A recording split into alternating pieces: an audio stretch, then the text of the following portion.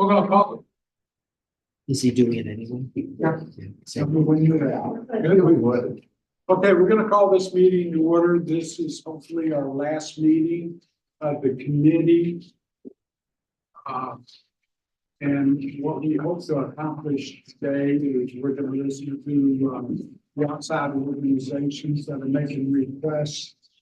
And then we're gonna finally go over any last remaining questions of the budget as a whole. And then once we have consensus at that, then I will put a presentation together for the delegation. The delegation meeting has been set for the fifth. So that's when we will present it. We're gonna go through this in the same order that we did it. Whatever the board wishes. But before I go too far down the road, I would like to make notice that this meeting was noticed in the newspaper and was noticed on the website and via email to the appropriate people in the room. So we're on YouTube and all YouTube. And with that, so Mr. Clerk, would you call the roll? Sir, Mr. Chairman. Mr. Chairman.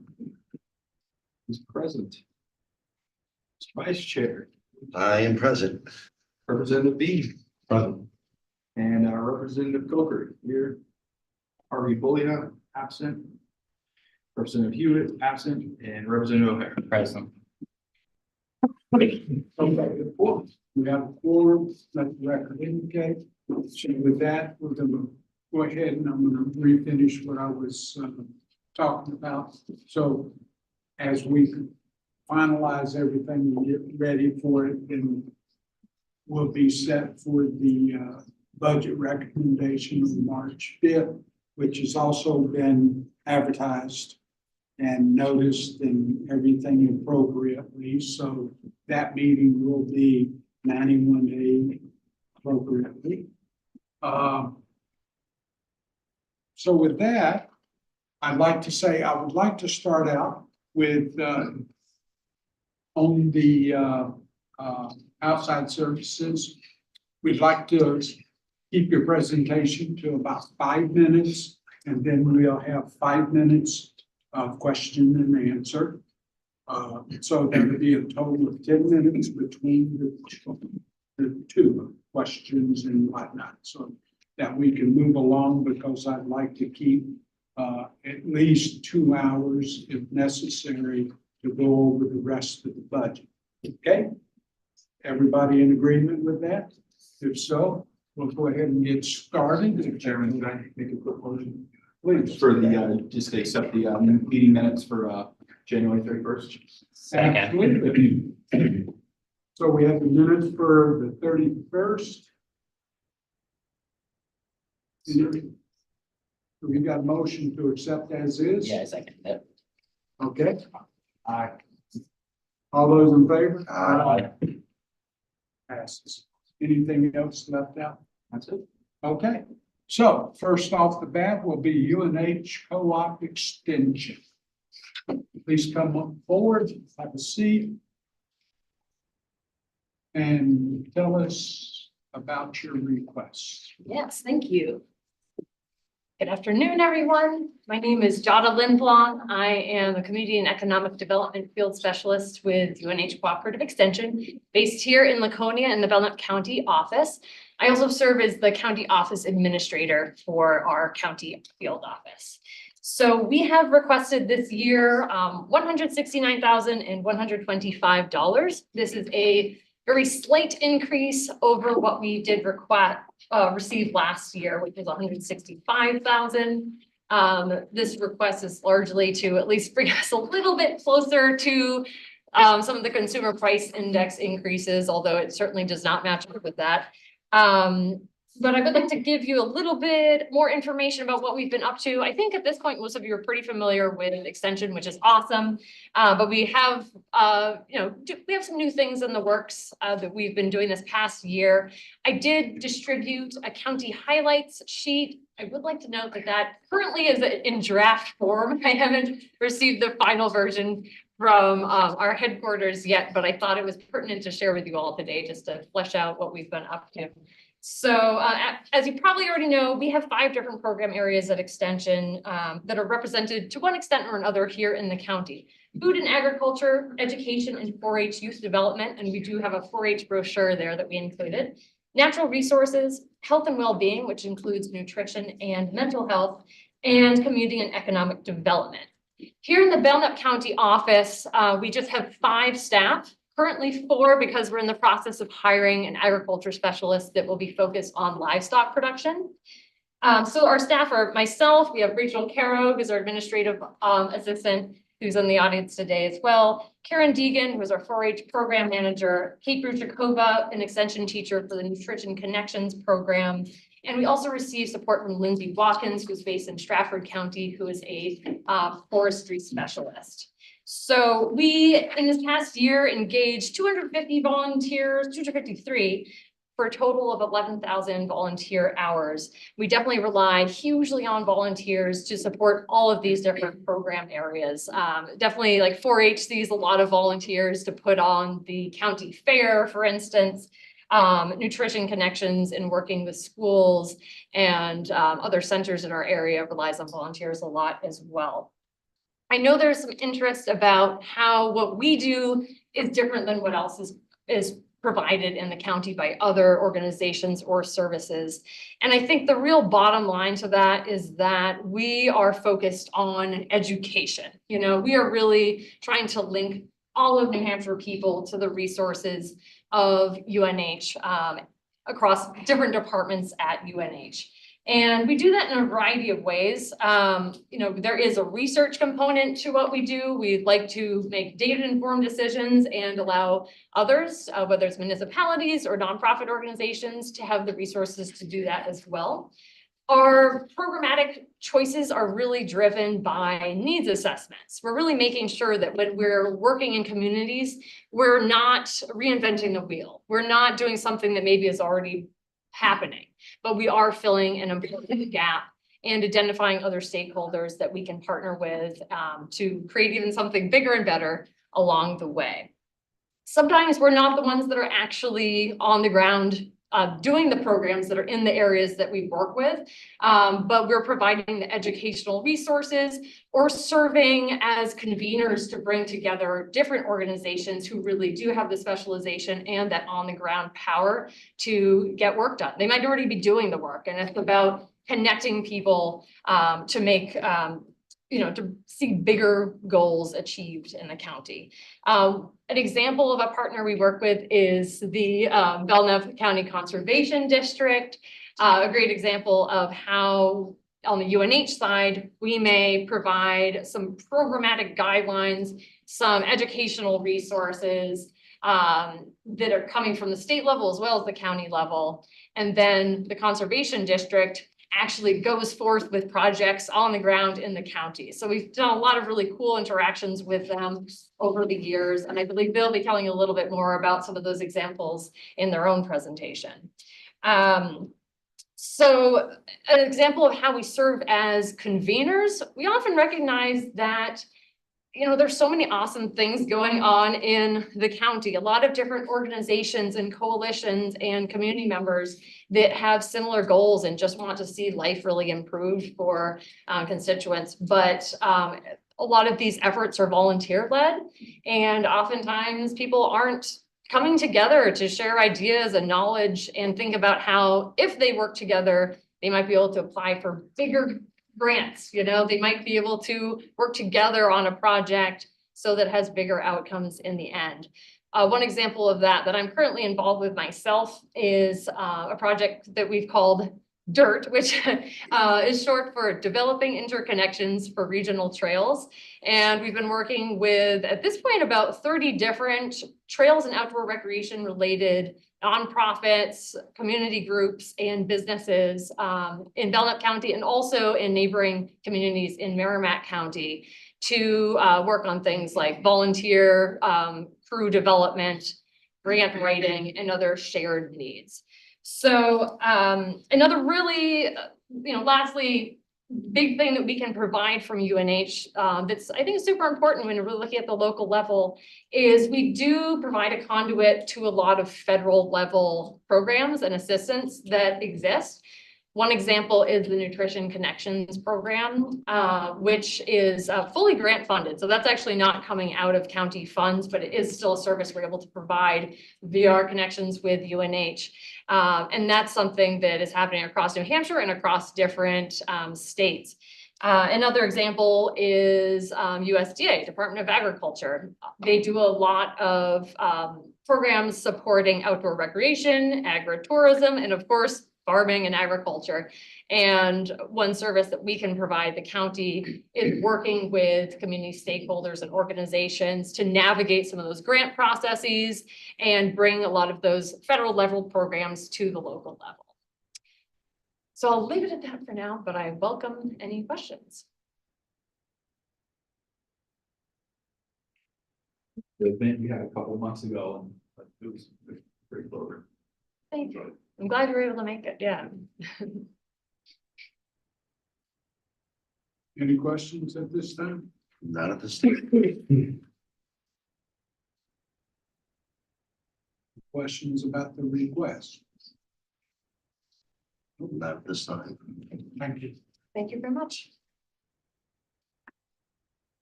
Next will be the Conservation District.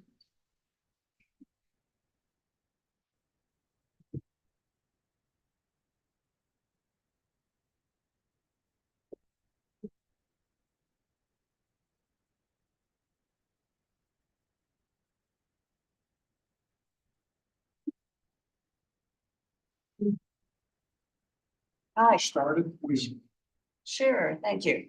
Good afternoon, I'm Donna Hepp, and this is Jamie Irving. Jamie Irving, and we're on the board for the Belknap County Conservation District, and also with us is Lisa Moran, who is our program manager for the district. Jamie is currently our new chair, and we appreciate the delegation's past support for our programs, and we're here to answer any questions you have. We know we only have 5 minutes, so we want to make sure that we get to that. As Jada mentioned, a question came to us about whether or not there was duplication between what the Conservation District does and what Extension does. And the short answer is no, there's no duplication. The Conservation District plays a unique role of implementing on the ground conservation in the county, leveraging county funds that we receive and grants and volunteers to get a lot of really good projects done on the ground. And we've got some examples in the handouts that you can see there. While Extension is focused, as they said, on education. We recently met with Extension to talk about that question and came up with a number of examples of places where we collaborate, not duplicate services. And Jamie, you might want to Yeah. just share a little bit. Yeah. Thank you, gentlemen, for listening to us and taking the time. Each year, we try to point out that the 50,000 that we've historically received, now we're asking for the 54,000, is providing a really good opportunity for your return on investment. So if you look at that first page, we're basically turning that 54,000 into 1.5 million in programs that we've been able to put on the ground. So as far as those examples, if you look on the back side of that sheet, we have 3 notable examples. First being the equipment share program, the stream restoration program is a second, and then the gleaning program is really nice one to highlight as well. The fact is that farming is a hard road, and so by us being able to provide this equipment for local farmers, we're actually taking a lot of that cost off their shoulders, so they can use this equipment that, as you can see, $40,000 for an ash spreader or $30,000 for no-till seeding. So by having that resource in the county, it's gonna make it a lot more feasible for the farmers to actually survive and thrive. And we all want that. The stream restoration program, you know, in the past number of years, total value on that is 2.3 million or 230,000 rather, where we've been able to restore over 10 miles of stream on 5 different streams in 4 different towns. This next year, we have another 5 miles planned in 2 additional towns, Meredith and Sanborn. And that's just going to preserve our water quality. And, you know, folks from Meredith can definitely attest that the water quality, especially Lake Waukee being our drinking water is critical. So, yeah, so with that $54,000, we're able to leverage that into a huge asset for the county. I can attest. Yeah. Yeah, it's, you know, it's, people love you guys around in my district. The work you've done there is. I'm also from Meredith too. I mean, it's, and everyone here now hears this, you know, whole thing about cyanobacteria blooms and basically that's just, you know, nutrients getting into the water. So the stream restoration work is vital to slowing that down. But yeah, so. Economic impact of a bad bloom in a place like Meredith Bay. Yeah. Very impactful. And we were able to leverage the work that, we did on that stream we helped Meredith get a community grant to help do design work to replace some of the culverts as well, so. And that was $150,000. Yeah, not specifically related to the stream restoration, but part of it. So the town really appreciated that effort as well. So any other questions? We have quite a few other programs, but we just thought we'd highlight these. I like what you guys do. Just a quick question about, I've seen lobbying emails from Belknap County Conservation. How do you guys go about funding for that? Like lobby against certain bills that have been put before the House? Well, I think what we do is provide information about our programs. And we have the funding that we get from the county doesn't even cover the salary for our staff person. So the other funds that we have primarily come from grants and from and donations. So I was sorry, just to clarify, is that how so I mean, for example, there was a bill that was put in last year that we've got emails about that the Belknap County Conservation District was against the bill. I was wondering how those emails come about. Are they, do you guys pay for that to be done, or is that just volunteers doing it? That one Sure. I can't speak to, I'm sorry. Yeah. So like an example is there was a speed limit bill for the Big Lake last year that had lobbying against it from the Conservation District. I didn't know if that was paid for by you guys or if you guys just volunteered to have people do it. We don't know the answer, but Yeah. No, the volunteers are the ones that So chose. speaking. I'm sorry, Lisa Warren, Please. Belknap County Conservation District. Do you want me to just? say Sure. here? Okay. That way you're seeing them. Okay, thank you. So the Board of Supervisors will discuss that and make a decision on, and this is something we need to take a position on. And then the volunteers, because I'm having paid staff, the volunteers make the decision and they're the ones that move that forward. It doesn't come from my desk. Okay, thank you. Would that be the equivalent of a town council reviewing a bill and then drafting a letter saying, we don't support this bill? Sort of, yeah. So that's kind of like the same thing in the sense that the town itself is lobbying itself as a council and them as a committee. Yeah, I'm just saying because we're giving taxpayer money to it, and I want to make sure it wasn't taxpayer money going to a lobbying effort. Could be a bill that our taxpayers want, for example. I just want to make sure there was no money that from us going to that. Well, in a sense, you could say there's always money going to it because as delegations, we get paid our measly 200. And, You guess. We work for free. you know, so I guess if someone wanted to sit and be an extremist on trying to identify lobbying. As a city councilor, we lobby our city for our cities and as we would in Belmont, and I do in Laconia and anybody else. And then as a delegation, we kind of lobby as a delegation to the state on positions of bills and stuff. So it's a fine edge when we start to define lobbying inside of what we do with taxpayers' money. Because we're all kind of paid by taxpayers to sit here and represent them, and as a republic, we are asked to make those decisions. So in all senses, to me, it's lobbying. It's just how we proceed. So that's my opinion and my humble. Thank you. I you. appreciate the question as well. Thanks. Any other questions? Any other question? Thank you, folks. Good. Appreciate it. Thank you. Next will be Lakes Region Mental Health.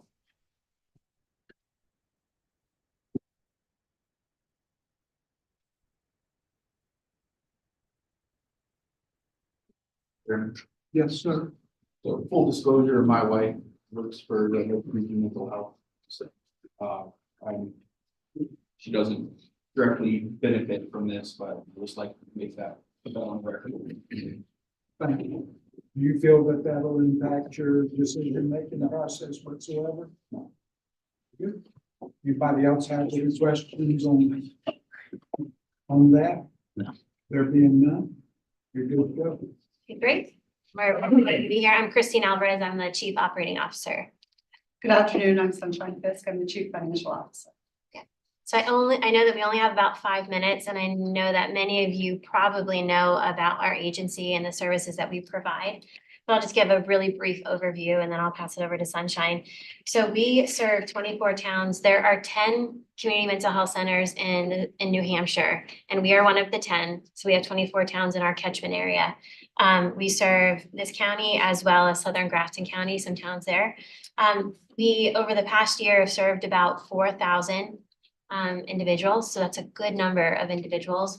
We provide behavioral health services. So when I say behavioral health services, what I mean is mental health services and then also substance use services. So that's really the area of what we do. We provide, we have psychiatrists, so we prescribe medication and do the medication management. We have individual therapy, group therapy. We have an ACT team, which is community-based services for people in the community that need that real intensive, assertive treatment. We also have housing, which we have expanded to, which is fantastic. Right now we have 10 beds there, and we provide 24/7 residential support to those individuals that really can't live alone. In the fiscal year 23, we had about 200 employees, and she has listed, our director of development couldn't be here, but about 213,000 in charity care. So we really are focused on meeting the needs of the community the best that we can. I think this year has been incredibly challenging, and maybe Sunshine will talk on this a little bit, is 70% of our population is Medicaid, and with the public health emergency ending and the unwind, it's been a pretty difficult year because a good percentage of those that we served, we had to go through redetermination and make sure that they are on Medicaid to get that. We also have mobile crisis. We are in the community all the time. We have had about 600 dispatches and a little under 400 unique individuals that we've worked with. So we are regularly in the community, really trying to provide those services. In the last year's funding cycle, we received funding from 18 of the 24 towns, which is incredibly helpful. Grafton County also does provide some funding as well. And then we do contract with other organizations to be able to partner with them to provide the services. I don't know, bump it over to you. Sure. Yeah. So there's nothing drier than talking about money, right? So I won't go through line by line on the budget. I'll spare you all that. You have that reading material at your disposal. We do, like Christine said, have some unique challenges this year as the public health emergency expired, dealing with our Medicaid population. However, what we're here to request from you all this afternoon is funding for our ineligible population, specifically in Belknap County. Not, the Grafton County is a separate ask, separately addressed. And, I think I was here last year, so for those of you who were here, you may remember that I talked about folks who are not clinically eligible necessarily. They may have insurance, but they may have a deductible that's quite high. So they come in for things like generalized anxiety and, they aren't able to pay for their services because of that deductible, which has to come out of pocket. So the funding that we received from you last year helps offset that cost because we still need to hire a therapist. We still need to have that person there paid and their benefits and all of that good stuff that goes along with having them on deck to be able to provide services to that ineligible population. So that's really where the money helps us in covering that.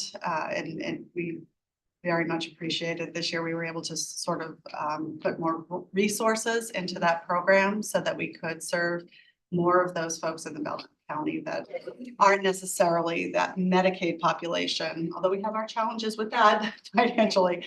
This is really for that ineligible population that just doesn't have the resources to cover what would be normally covered through insurance or.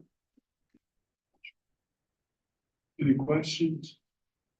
Yes. Just real quick, I know it has nothing to do with the part of the funding you're asking for. What's the mobile crisis do? Haven't heard of that.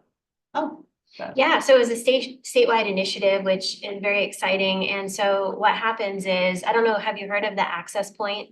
There's been advertisements. There's basically a number that you can call nationwide. It's 988, but New Hampshire has their own number as well. And if someone's in crisis, it's the equivalent of 911, but for mental health or substance abuse crisis. They'll call it, they talk to someone, they try to resolve the crisis over the phone. If they can't, then they'll dispatch a team. And it's actually a team that's located here, so it'll be ours. Or if our team is already out, it'll be one from another CMHC. that's close by. That's close by.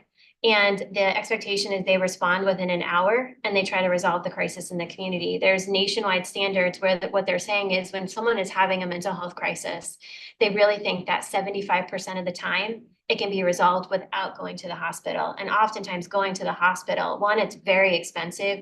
Two, it doesn't often effectively resolve the crisis. And three, it can be traumatizing for people. And so our hope is if we're responding in the community, so we've responded in businesses, at homes, in the community, on the side of the street, I mean, all over the place. But if you can meet people where they are, it's incredibly effective. And so that's exciting news. We have a mobile crisis response vehicle that should be here this spring. Yeah. So it's like a little office. Yeah. Inside of a vehicle that has like four-wheel drive and has, the ability to telehealth with our prescriber and, has nice little seat. We've seen pictures of it. I am so excited Yeah. to have it come. Yeah. Anybody else? I just think they offer a great service, so. Thank you. Thanks. How does your organization interact with the homeless? Yeah, we actually, we applied and received federal funding through SAMHSA to be able to hire additional staff. And so one part of that grant is we were able to hire an outreach worker, and that outreach worker is in the community every day, is interacting with, the population that is struggling with a substance use issue, but also doesn't have stable housing and is linking them to services. So sometimes she drives them to our office for the intake appointment. So I feel like we've been really proactively trying to find some of that additional funding so we can do the services that don't have any revenue, right? But to cover our costs. And so that was one of the ways that we were able to do that. But we also work closely with CAP, navigating recovery, because they have individuals in the community. So Yeah, I think one of the things that's really unique about that grant that I really value is that it's so that we have those funds to create the net, right? Like, there are a lot of great organizations in the area that are already providing some services to the homeless. We have substance misuse programs in place, but if they're providing harm reduction materials, but there's something that they don't have currently that they're doing, we can use our funds to provide that. We don't want to duplicate in any way. We want to create this web, net, whatever per se, to have it all be linked so that we can shore up some of the services to the homeless population. So the goal of the, in your help in the homeless is to get them to transition back into normal society. That's correct. And to being non-homeless Yeah. and help them to overcome some of those challenges Yeah. that they're facing. Yeah, I think, so it's interesting because I think really what we're trying to do is identify what the need is so they can achieve stability. And maybe the need is they're struggling with mental health issues. And so, you know, that's a different thing, or substance use. But also what we do is when we interact with them is we get with CAP and we get them on the waiting list so that they can maybe, you know, get an apartment. And so housing is an essential part of the services we provide as well. But there are some that maybe are not interested in housing right away and they want to work on other aspects. And so that's okay too. We do the best we can to support them. And CAP would be Community Action Program. Yeah. Yep, yep. Yeah, I will say the biggest part of our homeless issue, I think, is mental health and drug abuse. I think those are the two biggest issues for our homeless crisis going on. And sometimes transportation and, you know, first it's the outreach, right? So they meet someone that is affiliated with our organization and they're like, okay, they're not scary, right? Like they're a human being. And then we can, you know, set up like transportation vouchers, get them to appointments and, you know, provide those linkages to the other services. Yes. Any other questions? Yes. Yeah, do you have any way of tracking your success rate? As far as, Well, the number of homeless people that are no longer on the street, the number of drug addicts that are no longer addicted to drugs. yep. So we do, so I'll give you an example. When someone comes into services, we give them an assessment. It's called a PHQ-9 and that's for depression. Or you could do like a GAD-7, which is for anxiety. You have that baseline kind of score that you have coming in. And then as you're working with them, then you would re-give the PHQ-9 or the GAD-7. So you're able to track the progress by seeing some of the assessments or indicators and the scores increasing. But we also count the number of people that we have housed that have been able to stay in stable housing. So there's different metrics that we look at as far as, because you don't want anecdotal success, right? Like, hey, I think we're doing a good job. You want to have data behind that, right? And so that's right. Numbers. That's right. Yeah, we also Yeah. have a bridge program, which we track all of the folks that are provided housing through that program. I don't know if you want, and we have the only integrative care bridge program in the Yeah, state. I mean, so with Bridge, it's huge. Integrative is we basically house individuals that have pretty significant criminal histories that otherwise really struggle to find housing. And so we've been successful in that. And, you know, so I think that we do a lot of tracking. We have a, you know, agency quality improvement plan. We're always Make working. those numbers available to anyone? They could be, but also, you know, I don't have my contact info with me, but I'm happy to provide some of those reports as well. I think those are great numbers to share and happy to do that. Can you define anxiety for me? What I My feel daily right life. now as I'm sitting up here. I have that every single day. I don't have to go find somebody to help me with that. I just, I think the tipping point is when it impedes on your daily living, right? Yeah. Like, you Yeah. know, I think some people have the coping mechanisms to deal with a certain Yeah. level of anxiety and they're able to, you know, get up, shower, get out the door, you know, function. But others, you know, it's debilitating, you know, it's really something. I have 69 apartments. I'll say here, though, to be fully transparent here, I can see here some days I don't even want to get up. And that's the way I am with it too. With 69 apartments, that's, Yeah. strap that Yeah, on for I me. will tell you, so there is nothing more rewarding than when you have someone come in that has internal stimuli, they've been diagnosed with schizophrenia, they're unable to function in their life, they get on medication, they have a great treatment team, they get a job and they're doing well. I'm telling you, it's like, those are the stories where I feel like what we do matters so much, right? And so I think I hear what you're saying and I can understand the element of it, Where the but line is, you know, if you Sure. spend the same amount of money on Yeah. the guy that's ready to go completely ballistic as you do on the guy that his cat got sick last night. I mean, Well, no, I don't Probably think there's the same ridiculous. amount of money there, right? Cause like you're gonna need, like, it's a treatment plan. You're gonna have a different treatment plan for somebody who's, having some sadness over their cat dying, as you just used as an example, versus somebody who is, borderline psychotic. I mean, there's a very different sort of menu. Yeah. That you would prescribe for those people. And it's, there's frequency, I intensity. actually help with some of this. I get people out of the jail over here. Oh, great. On work release, and I give them a job. Some of them have had these same issues you're talking about. Yep. I get them a job, and sometimes I can get them an apartment right away. Sometimes they have to wait a little while, or. Yep. But that's what I do. I just wondering if there was some kind of a line there on that anxiety thing, so. So interestingly, when we're talking about eligible versus ineligible, we're talking about the eligible population as major depression, schizophrenia, bipolar disorder, right? Really, really debilitating. Not that anxiety is not, but a good percentage of our population is the eligible population that has those particular diagnoses. So, yeah. Thank you. How many jobs do you provide through the peer support program about? Like how many peers do we have employed? I don't know offhand, maybe I would say 15. Yeah. 15 to 20. 15 to 20. Yeah, That's Yeah. kind of normally the first little job that people come out of recovery a lot of times. yeah, I think those jobs, then we're trying to expand the peer workforce because they have that lived experience, which I think is helpful for people when they're journeying with them. So yeah, we really, actually you have a clinician and a peer on the mobile crisis team, so they're really important. We also do have a supported employment program, which I didn't talk about, but a key, I think, for people is getting them jobs, right? And being able to, It fixes that anxiety thing. right, yeah, it's good to be able to, The other night at the city council also, at the Laconia City Council, a pallet community was introduced and presentation was given and stuff. If something like that moves forward, would you all be an active participant? So.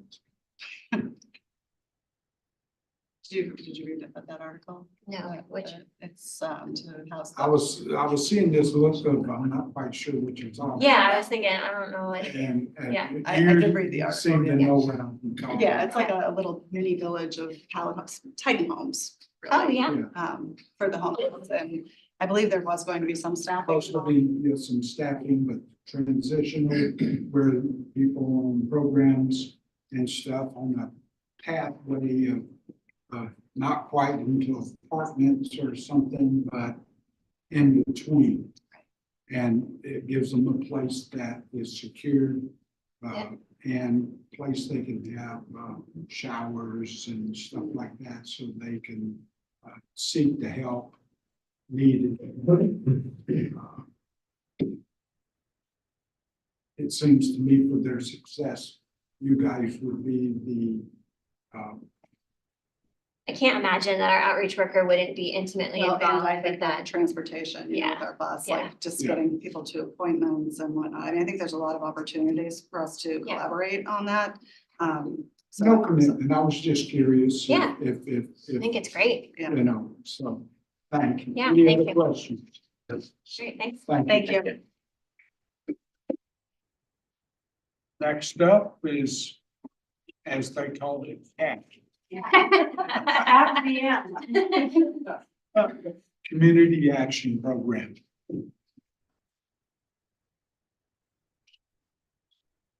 Hi, everybody. Hello. Thank you for having us here. Thank you for all that you do. Each one of you. tall chair. I know, and you're taller than I. This is funny. So I'm Suzanne Demers. I'm the Director of Elder Services at Community Action. I oversee all of the older adult programs. And I'm Terry Page. I'm the Transportation Director at the Community Action Program. So we're asking you, basically what we do is we feed people meals, we give people transportation and companionship. So that's what we're going to talk about quickly. So we haven't changed our, we're level funded for our ask for many, many years. It's been the same. So I'm going to talk about Meals on Wheels, and I'm going to talk about the AmeriCorps Senior Companion Program. Meals on Wheels, you know what it is. Anybody not know what it is? Pretty straightforward. Don't need to go into any details.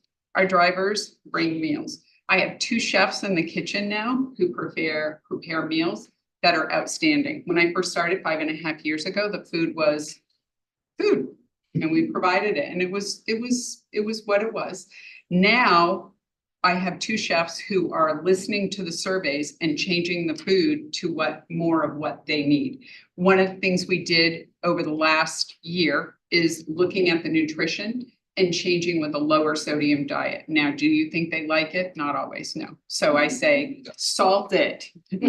But we are getting a lot of pressure in working with the hospitals to have a better diet for older adults, because our goal is not to have CHF, not to have all of the other medical issues. So we want them to stay in their home longer, and you want to run a beautiful nursing home, but we don't want them there. We want to keep them in their home as long as possible. So through our nutrition surveys, through increased nutrition education that we're doing, they're receiving resources of all of this at home.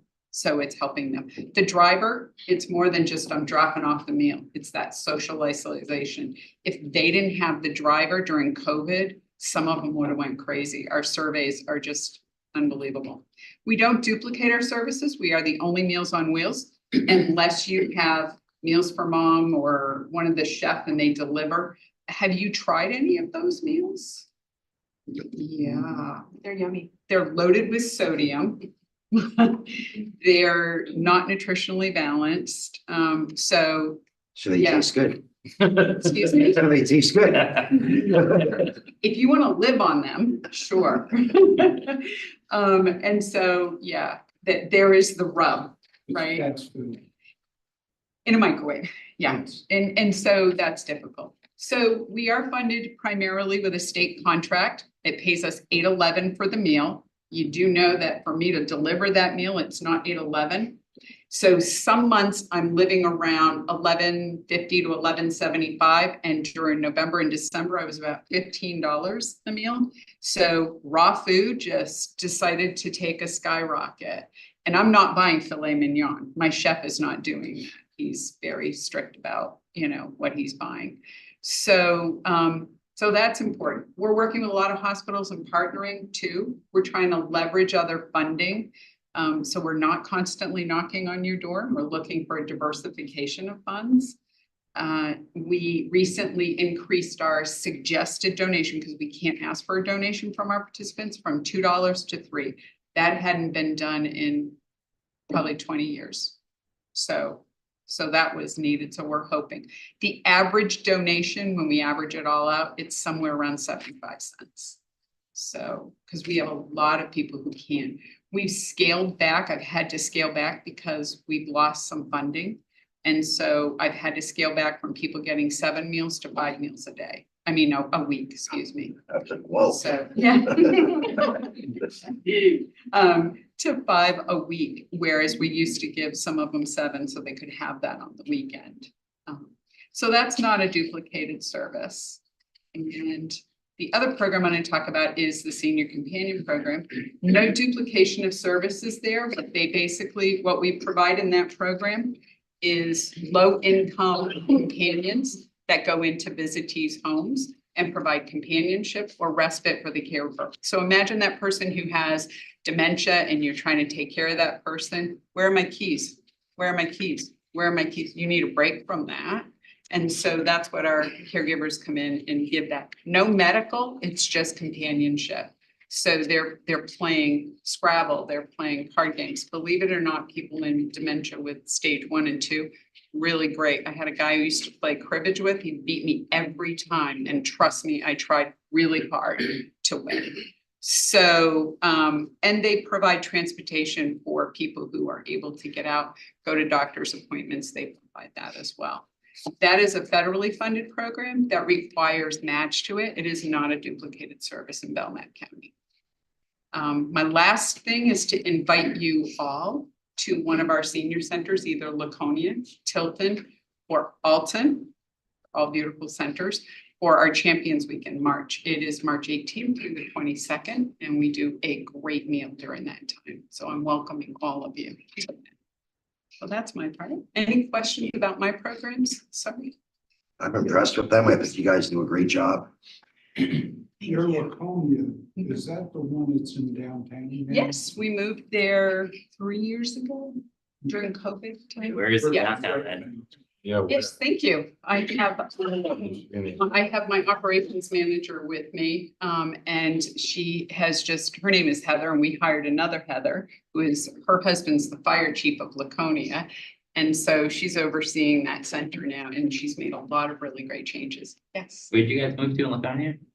I'm sorry. I didn't- Where did you move to in Laconia? We were on 117 and we moved to technically 532, which is, you know, Because I deliver people there. Union- 5:32. Union Ave? you know where Whiskey Barrel was? Yeah, Okay, and Sawyer's, we're that right next to it. okay. The backside of Empire Beauty. I think there was a computer store and stuff on that backside.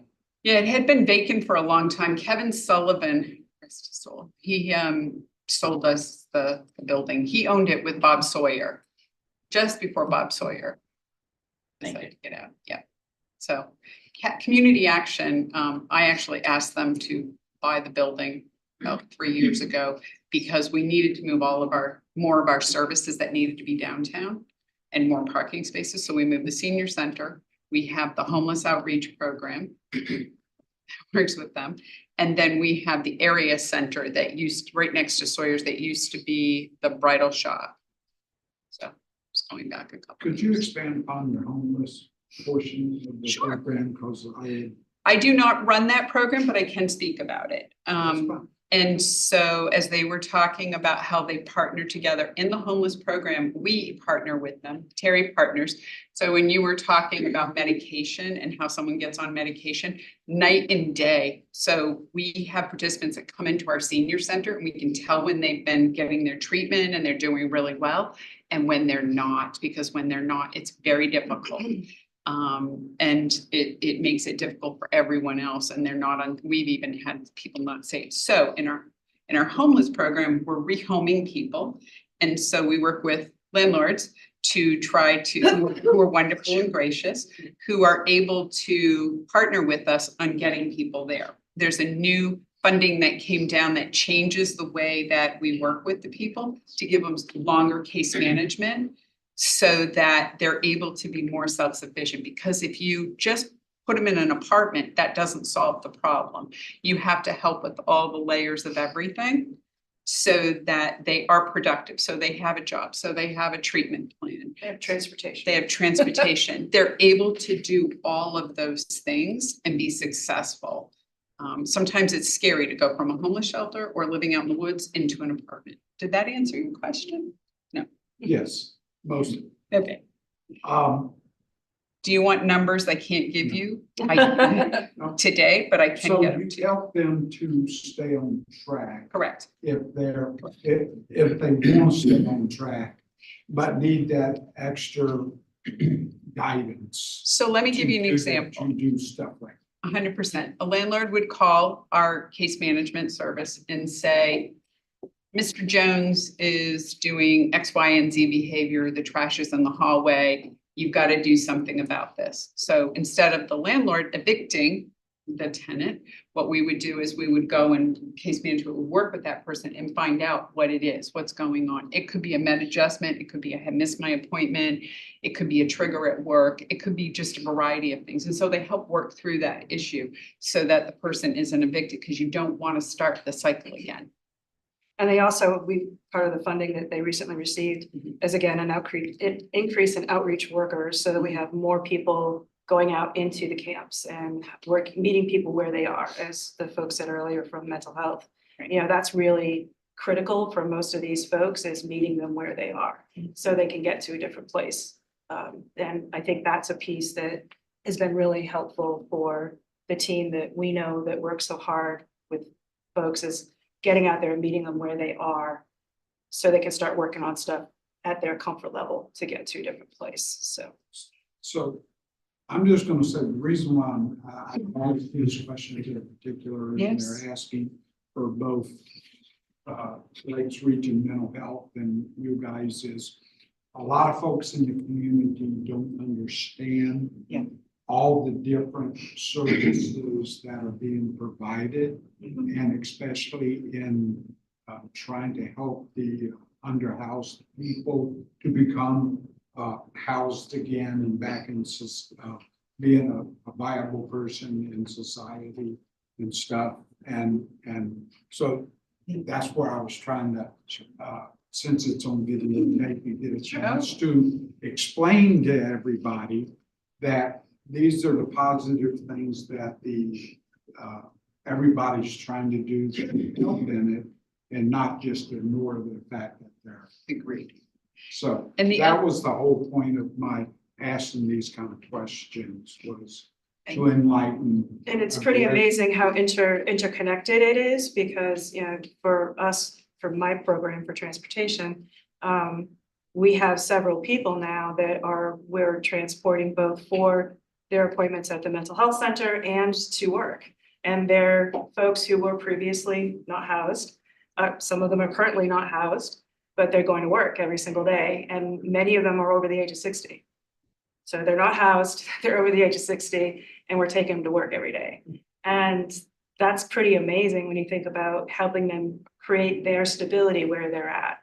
So I think that interconnectedness is super important to be able to have us all work together to get folks where they need to be. So. And to that point, they're not duplicated services. And I think that's what's confusing. People say, well, it sounds like you do a lot of what they do. So for instance, UNH Extension Cooperative, they may do food and education. We provide food, but we don't really do. So we look to them to come in and do the education. So where we stop, they pick up. Glean, that's another part. We provide the meal, but then Glean provides our participants with food to take home that they could easily eat. And so where we stop, they pick up. So that's how I see our services, how we're not overlaying, like you're doing what I'm doing. It's we stop here, you pick up, and then you pick up. It's like a relay race, passing the baton. That's Exactly. Yeah. And sometimes we do what's called a wrap meeting. If we have a situation where the person has signed off on a release, and what we do is we'll the people who are in the field will meet together about specific clients to wrap around and say, okay, let's make sure that Mr. Jones doesn't get unhoused again, miss his treatment meeting, not come to the center, not go to work. And so, because we're trying to stopgap that. Any other questions? Nope. Thank you. Unless we have more. Well, I just wanted to point out one thing. So transportation here in the Lakes region is booming right now in terms of the need. I have supposed to have 1.5 buses, and I've been actually running 2 buses pretty much full day, which for us is 8 to 3, and I'm still turning people away. We're in the middle of doing our annual survey right now. We have 80 something responses right today. And to this one response, I think was kind of critical. We asked the question, if you need to go someplace and this service was not available to you, how would you get there?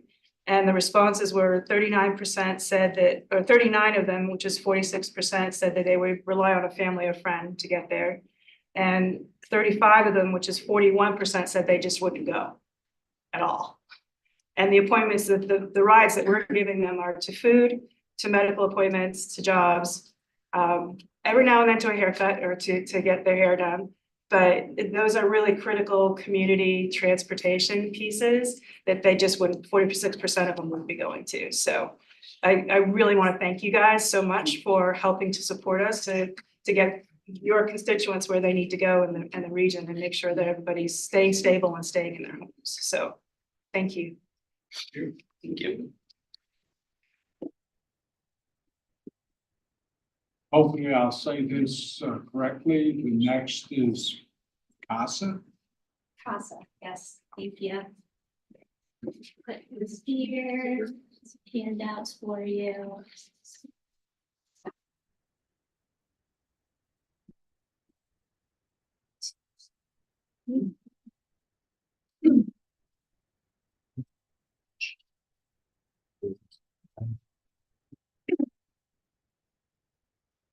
So there's an annual report and a packet of information in there for everybody. My name is Tara Bergeron.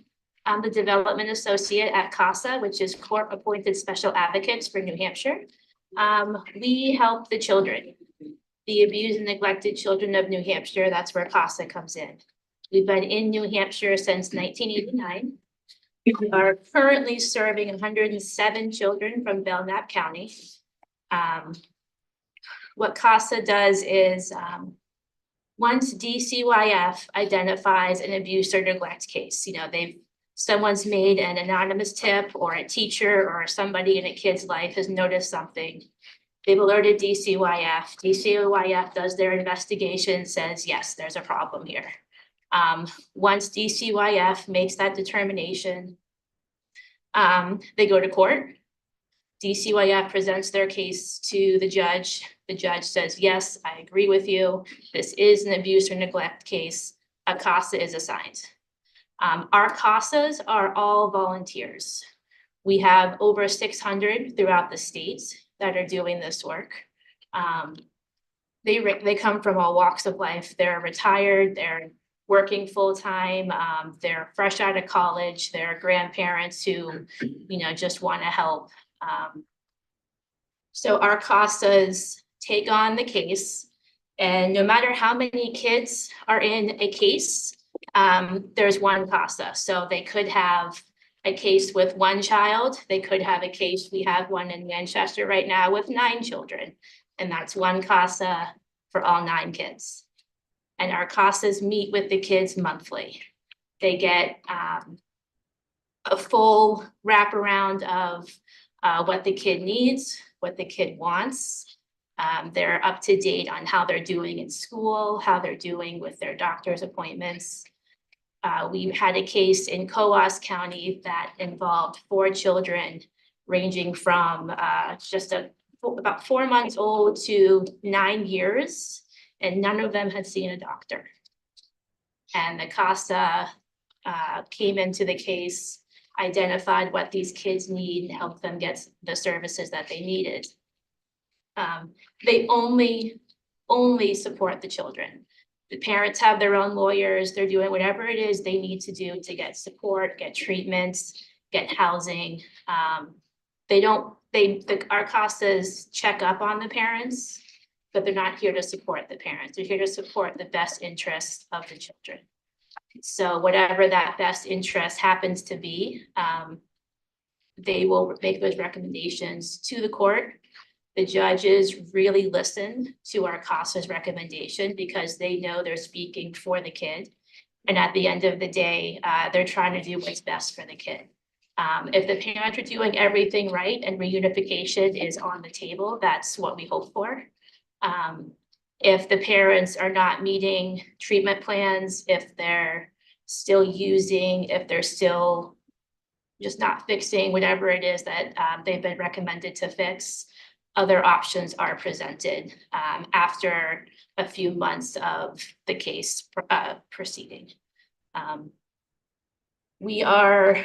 not sure if we've requested funding from Belknap County before. I started in 21, so I'm trying to branch out our requests. We currently receive funding from a few towns in Belknap County. However, it does on average cost $2,000 to support one advocate for a year.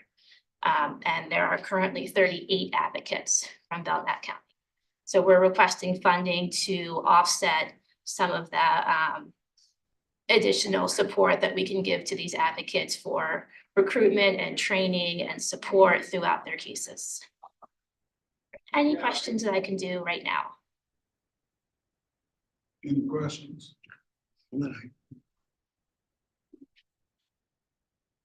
Okay, thank you so much.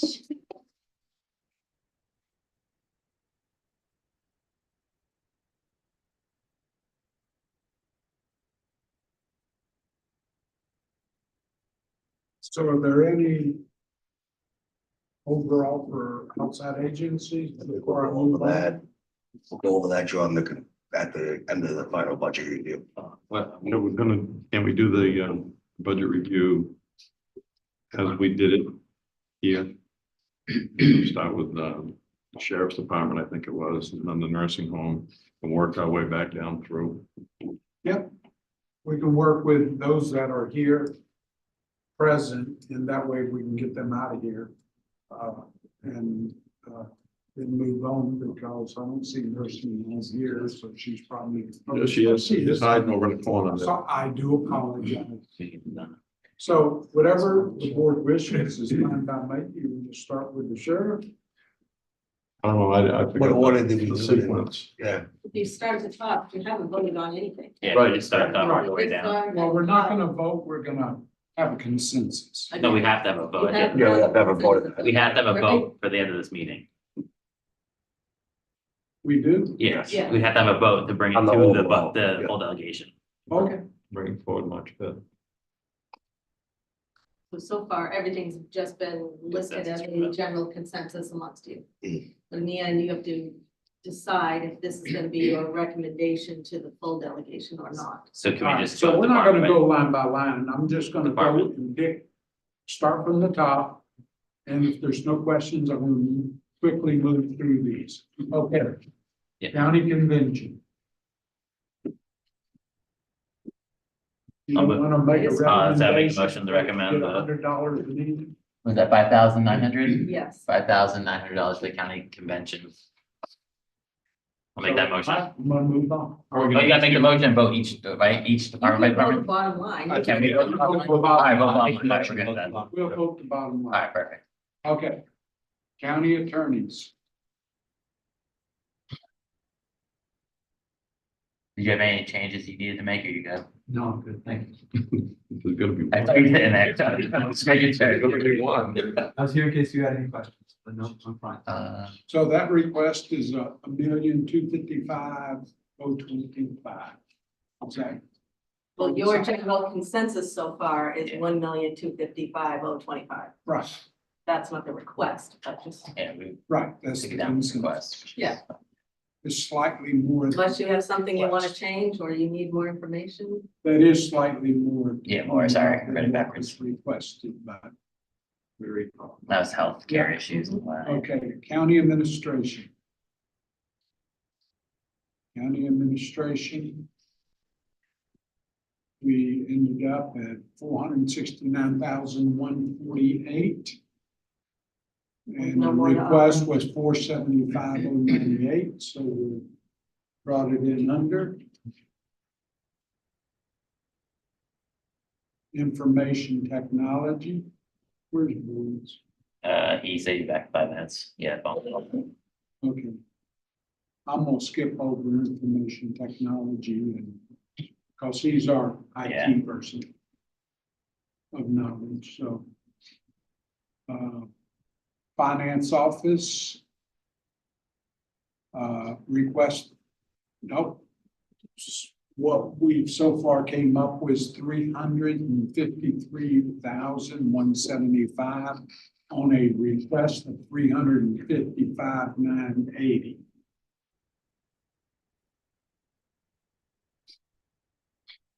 Registry of Deeds. We came up with 451,526 on a request of 451,936. So far, good shape.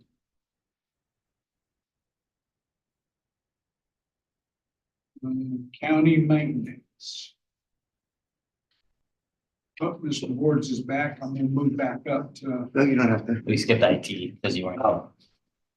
the IT, since you're our expert with IT. Oh, okay. I didn't want We're to good. have you absent from the room. So on the IT, My only concern with the IT stuff was the cost of those servers. Thinking it's too low. Not too high. And they were at 75,000, and then I brought back the new revised estimate. They cut it down to 65,000, and your number now reflects that. Okay. It was reduced, and the reason they said, the reason it was so high, it included not only the machinery, the hardware, but the installation also. Installation seemed a little steep. Yeah, that's where I think they got- said it was 17 to 20,000 for installation. So you replaced two servers and those are 18,300. Is that what I see up there? 36,000 is So that for was the a two total servers. this time, two. They're 18,000 each. 18 even? Yes. Okay, 18 even.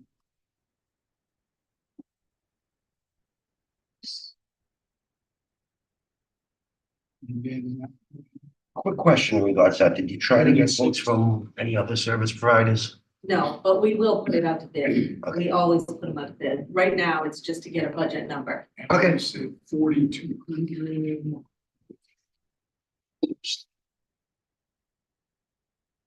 John. 297, 053. Good, we match. So good. I'm good with that for now. Finance office, we Try to find you. You want me to- agreed on. We already did finance, we're down to maintenance now. County maintenance, Is this where the catwalk money is, or is that under the new? Yes. part of the cap. It's in here and in the nursing home. Did we figure anything out about that catwalk issue? What that turned out to be in discussions, with the maintenance director, is that maintenance director? That was. Okay. And having a conversation with Harry, because Harry brought this up. This catwalk goes on both sides of the generator. It is gonna be 42 inches wide. So the word catwalk isn't really, The lion walk. well, it's sort of a work The platform. doors. Because the doors themselves have to be able to swing open while the person's still safely on the work platform. Oh, okay. Okay, so when they do that, they have to swing open. It is constructed of aluminum. And it's braided and stuff so that it melts and it doesn't sit up there and turn into a skating rink. So, and the stairs have been pleated and stuff, so the stuff melts through. That was what I was given as an explanation. In the money portion of it, he went to, because the best place, I guess, would be a dock service. And they got the pricing of what it would cost to put this up as like you would a dock, using the stilts and planting it and everything like that. So that's what that dollar value got associated. Do you concur, Mr. Harry? Yeah, just about all of that. I wanted to know if you had any idea what, how long that generator is supposed to last. It's new, so That's brand new. Is there any kind of a warranty on it or anything like that? as long as we maintain it properly. And right now, it's not. We need to get access to those doors to be able to open. I guess once a month, they're supposed to go in there and do something to it. I don't know. Test run it and change the Yeah, oils. and- yeah. You know, I was talking about a pressure treated wood. Mhm. And I didn't know that it had to be a whole room out there. You know, the doors get open 180 degrees, so they has to be wider than, Right, so it can be, I guess, secured all the way open, so the wind doesn't blow it when they're trying to work. right. on it. It's more of a working So platform. they said it was gonna be aluminum. Now, I didn't know that aluminum is obviously more expensive, but if you're looking at the long term as opposed to short term, that's probably a better way to go. You know, if the generator had 6 months to live, maybe not, but No, I think it's a year or two old. It's new. It's under warranty definitely, and we expect it to last. I don't know how long those things last. I would 20 years guess like 20 plus. years. I'd say something. 20. I would say 20 years. Yeah. Doesn't run all the time. Those are industrial versions and so you want the thing to last, the catwalk to last that long. That's right. You know, pressure treated was gonna have to start getting attention after 12, 13 years. To keep it safe. So I'm kind of on board with that. Thank you. so with that in mind, we came up 985,313 on a request of 1,038,945. Okay. Everybody shaking heads in agreement.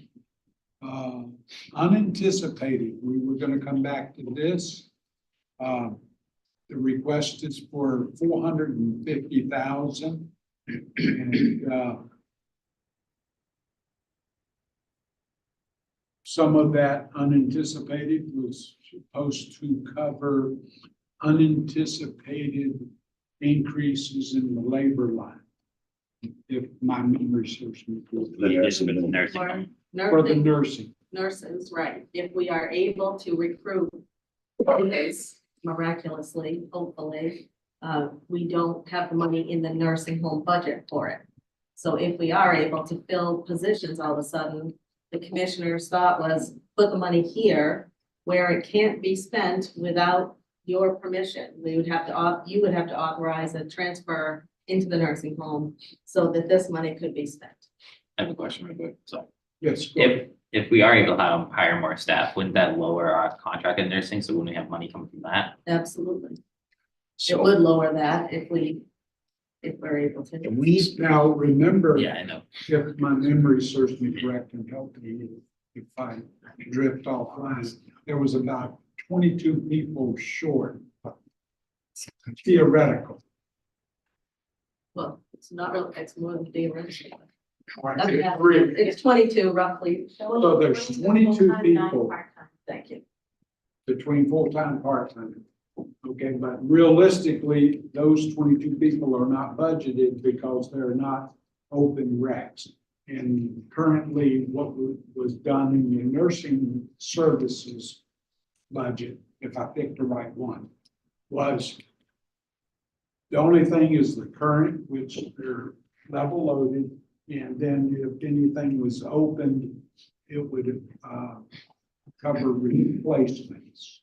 Now, I don't remember if there was discussion if there was two opens in there or not. There are some vacant positions included in the budget. Yes, there was. I knew there This was. is really if we are able to start getting back up. Right now, the budget, the nursing home budget is prepared 70% occupancy plan. If we can get higher than that, we will need more money. And so the commissioner's idea was put the money here and they will come to you if it becomes clear that they're gonna need it. So was the amount that you guys thought put in there, the 250 more than we normally put up the 200? That's right. And then they also added an addition for commissioners, how they came up with their recommended amount from fund balance, they added 250 there. So it wouldn't come from taxes and it will just be here if you need it. If you don't need it, it will go back to fund balance. Right. so I do have some concerns about this. I think we should, my personal opinion is we should do that at 400,000. I know she just stated it won't come from taxes, but that fund balance is taxpayer funded. And I think 200,000, it's still double what we put in last year. And I still think it's sufficient. Because let's face it, the odds of us fully staffing the nursing home is slim to none. So I'm being a realist. So I think if we Be optimistic a little bit, come on. if we put that at 400,000, I think it's fair enough. We're giving them a little wiggle room. And I think we're also saving the taxpayers a little bit of money at the same time. You guys comfortable with bringing it down to 400? Y'all. Travis, I think maybe the commissioners, in concurrence with, Oh, I'm sorry, I asked Peter if he was comfortable with it. That was what I was waiting for before I concur. last night's meeting. Can we take about a 5-minute break just to, because I think this is gonna be a long conversation. yes, We're about an hour. okay.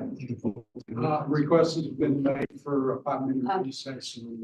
No, it was about the $56,000 for registry increased wages last night. Oh, so. And we didn't add it, we decided we're not gonna ask this group to add it because you have 450,000 Right, in yeah.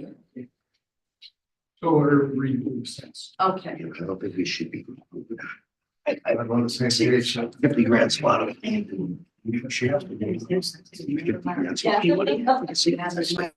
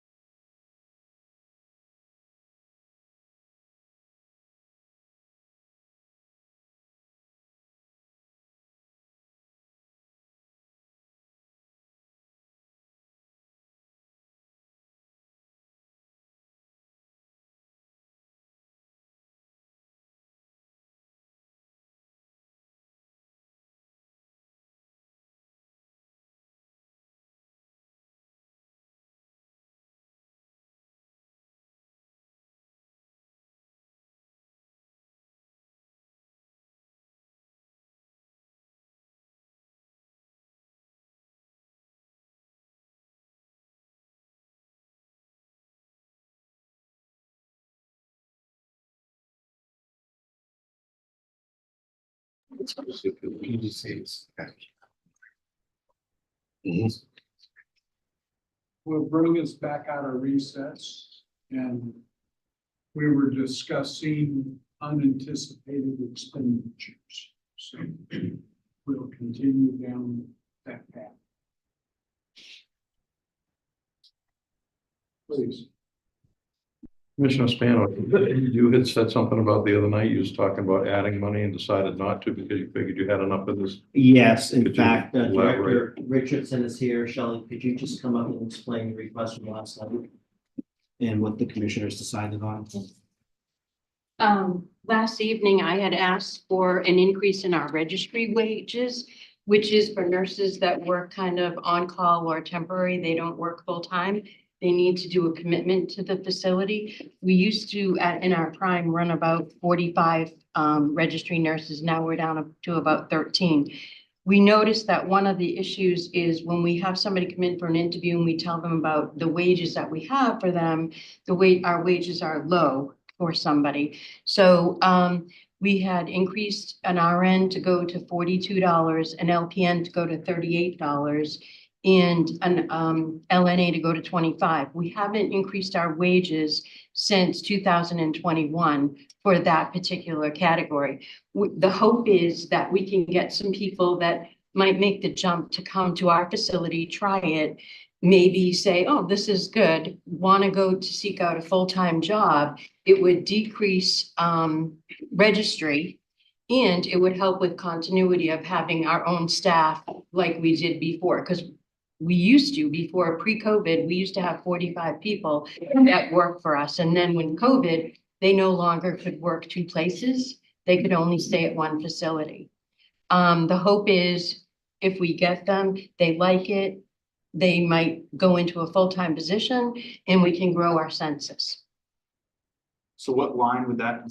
Can I help? So the reason this is happening here is because that came the price tag of $56,000. That's the estimate of what that we figure that will cost over the course of a year to increase those registry employees. So the commissioners asked the nursing home director if there's money in the budget for that, and no was the answer. We do not budget for that. So would we have to ask this board to consider adding 56,000? And the commissioners thought we don't need to do that because we have this 250,000 that we've asked for in unanticipated expenses. And if we need to get to it, we know it's there, and they figured that would suffice. So just, I was trying to write as you're Oh, talking. sorry. $42 is for For an RN, RN. an LPN would be $38, And I got the other one, LNA. 25. was 25. And You're welcome. Mr. Chairman, I just want to add, we asked the director last night how these wage lines compare and contrast with some of the other counties. She indicated to us that Belknap was below the threshold of the majority of the other counties. Is that not correct, Shelley? Yes, yes. So How far below the threshold are we, or would I dare to ask, how much would it cost us to not be the most expensive, but not be the least expensive? That's where we are. This is not Well, putting us at the top. this would bring us closer to the other counties, but we would still be below the majority of them. This was our understanding. And Representative Dean has a question. Yes, It seems like in 22, we gave substantial increases to the whole county, the nursing home and the sheriff's department and the jail. Didn't we do like We have never done the registry staff. Yeah, I was So it shocked when was- they even were done in 2021. 2021, They didn't before that, it repeat was those. 2000, I think 15 or 16. So we haven't touched those numbers. And I think the thought was because our other wages were lower and we were concerned that some full-time people might have jumped to that registry status because the pay was higher at the time. Also, because the registry employees, these are individual contracted employees. They're not on our pay scales.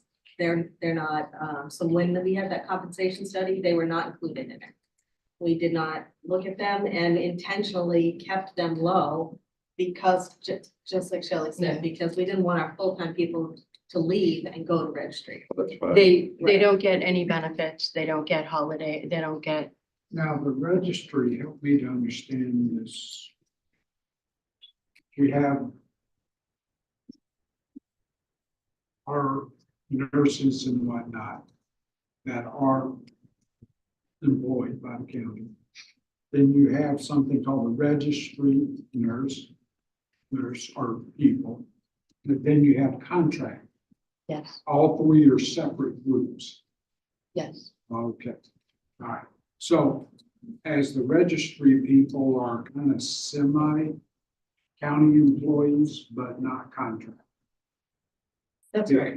Yeah, They They are are, but they absolutely- don't get any insurance benefits. Right, they are county employees, but they are not eligible for any benefits and they fill vacancies or work sporadic they schedules. pick up shifts. They pick up. Some might shifts, have a schedule like I can work every Tuesday.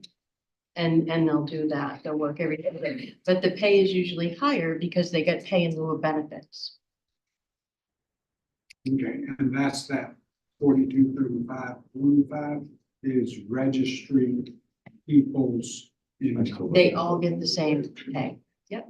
Well, on their description, On their description. 42. 38. 42, 38, 25. 25. Now, That's what the do we proposal. pay? No, well, that's, we increased to each page, yeah, to $38 to 30. I want to.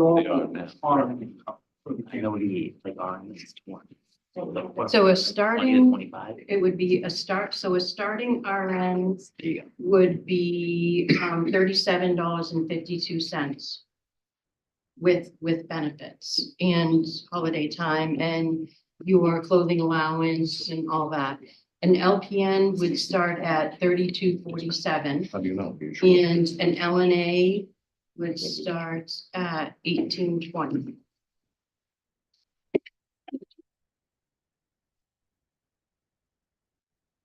Yes, This specific group, I didn't get the numbers straight here for some reason or other. You get your RN and your LNA and, your RN was $42 an hour yeah, with no benefits. yeah, Your LPN it's was 38 38 with no benefits. and the LNA is, LNA is 25 with no benefits. okay, that's what you're proposing Yes, That's what has been that's what approved. they approved That last night. was done last night. with the commission? Yes. Okay, so that's the proposal more or less. Well, the proposal is $450,000 in unanticipated expense. Shelley, what's What our I want to current know is rates? what the Yeah. wages are right now. What's the for current these rates three. for the registries? You can give those, right, what they currently, what they were yesterday. Oh, Yeah. So the LNA was 20, the LPN was 30, and the RN was 35, Went up $8. So 30, I know yeah. they went up $8. 35. That's $7. Then it must be 34. Minus $8. Yeah. Yes, yes. 42 minus 54. Okay, And I know Merrimack County, because you were at, I know their RN, because I was talking with the administrators, they just advertised, they're advertising RNs at $50 an hour. But they're also Southern, and they're dealing with Concord and a lot of the hospitals down that way to be You know, competitive. I'm not sure that raising these is going to do what you intend to do. I think that if you double these numbers, if there's nobody there, there's still nobody there. I just don't know if these numbers are are good. Commissioner Spanos? Well, Representative Bean, it's a good question. It's our hope and expectation that this could slow the attrition that she's been experiencing in the department over the last 3 years. They last had a modest bump in 2021, as Shelley mentioned, but that was before the hyperinflation kicked in and put everyone in a position where they felt that they needed to make more to stay on the job. And looking at some of the numbers from the other counties, especially Rockingham, certainly it's more, as the director explained, it's a more competitive environment. However, she's really scuffling to fill these positions and get them to stay on after they've been trained and have to. But like I said, if there's nobody there, there's nobody Well, there. no there matter definitely what. is nurses out there, but they're fighting over wages now. Right, I mean, everybody- our everybody- generation was nursing, girls growing and nursing nonstop. Can you tell me which line item these are on? Well, they're not in the budget. That's the whole, why you're talking about this right now. It's gonna come out of part-time wages Part-time wages, for the nursing home. yeah. And we just know that there wouldn't be enough part-time wages in there to fill any more positions than what we have.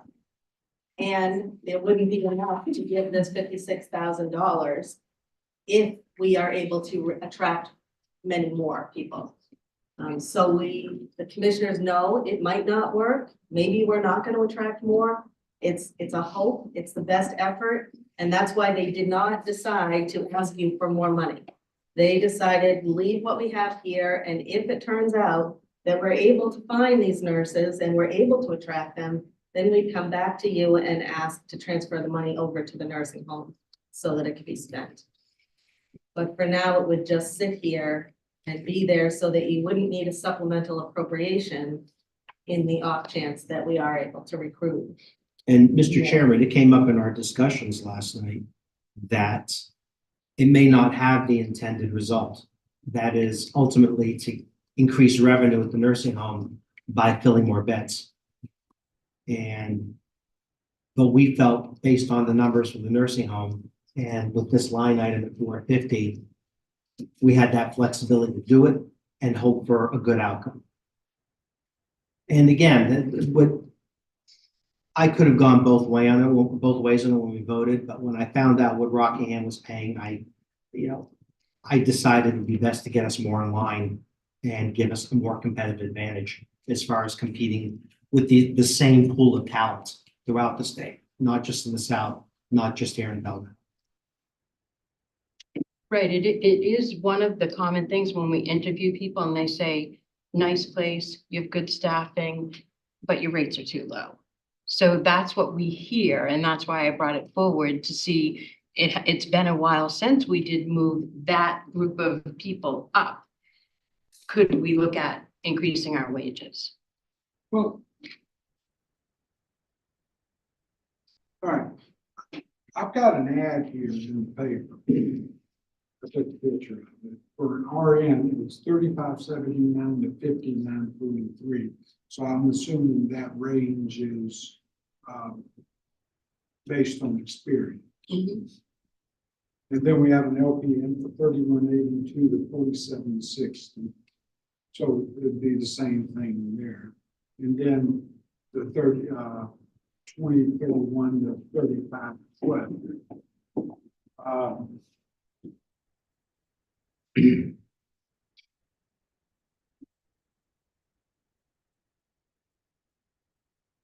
With benefits.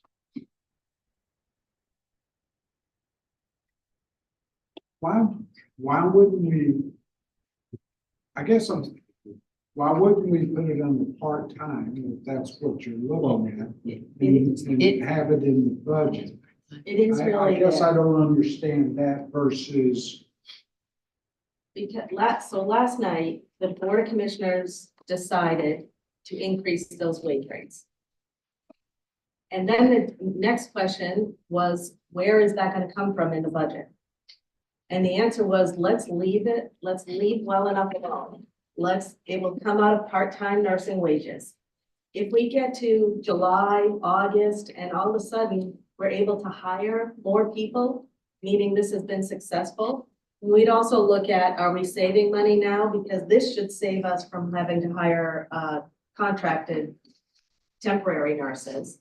So if we can save money there, it may offset and we'll be perfectly fine. If it starts to look like we've hired so many people that we're gonna actually run out of money in the bottom line of nursing, then the commissioners would come back to you and ask you to transfer money from here to part-time or full-time nursing wages, wherever it looks like they need it.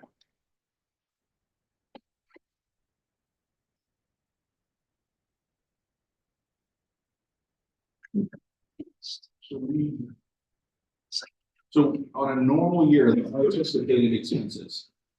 We're looking, what's the average? It looks like we got 2023. We budgeted 103,000. Well, you transferred money out of there, that's a revised. So it's 200 if I remember. 200 is what's been budgeted every year. And that's that, so that had, so for this 56,000 that we know we're gonna have. Like an overage, so from normal, we're looking at, we should fund that line at 256,000. And then we have more added in there just in case we can hire some more nurses. That's exactly right. That's exactly right. I mean, my concern is that. Like, if we are starting to hire, we are gonna be able to take money out of the, out of that contracted services, I'm assuming. Yes. So. You know, that's where my head's at a little bit, is I don't wanna just, I hate raising, I know it goes in the fund balance, but I just hate raising the money just in case. That doesn't sit well with me. And I think if we, adding in that 56,000 makes perfect sense since we know we're gonna spend it. But adding in much over that, I have some issues with, because I think just the reality of the situation, if all of a sudden we got a wellspring of nurses, I mean, I know it's a pain, but we could do the supplement. That's- So, and we would see that coming, I think, Yes. so I hate to take, I hate to ask for taxes that is a 1 in 10 shot that we're gonna need. So I say we bring it to, I don't know, 260. P-tag is really rubbing off. Yeah. I'm going a while. GOP tag is really rubbing off on Yeah. Rhino.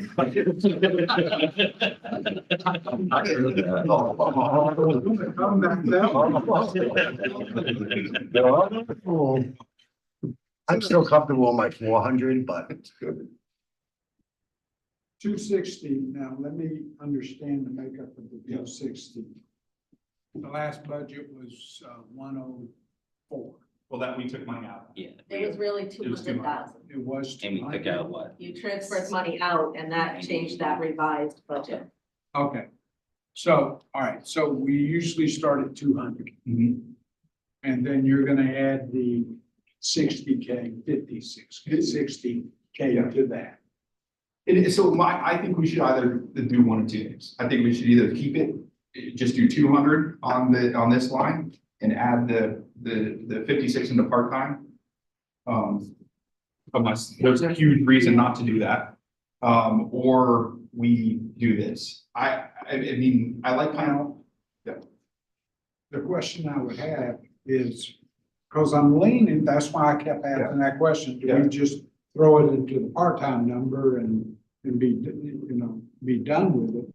But does that skew your other things in the part-time benefits numbers or tax It would be perfectly numbers? fine to do that. So let's throw 56,000 in the part-time and try this at 2 months.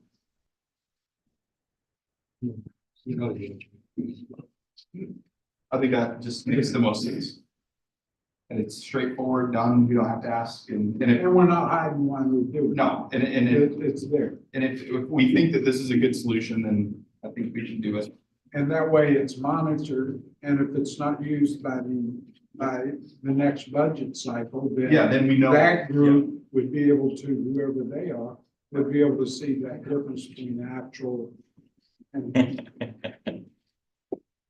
Not you, it was a side comment. You got me. All right, so let's do that. So we'll add 56,000 to the part-time and then nursing department. What is that? It's 5,200. That'll make it 406.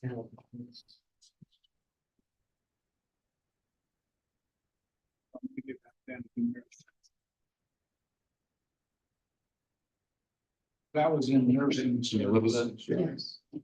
Easy. Sense.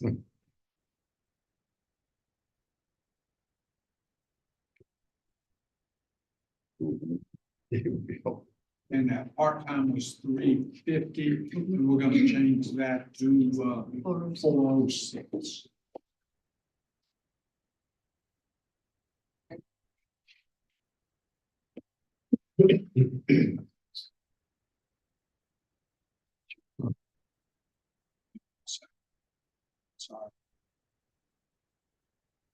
this,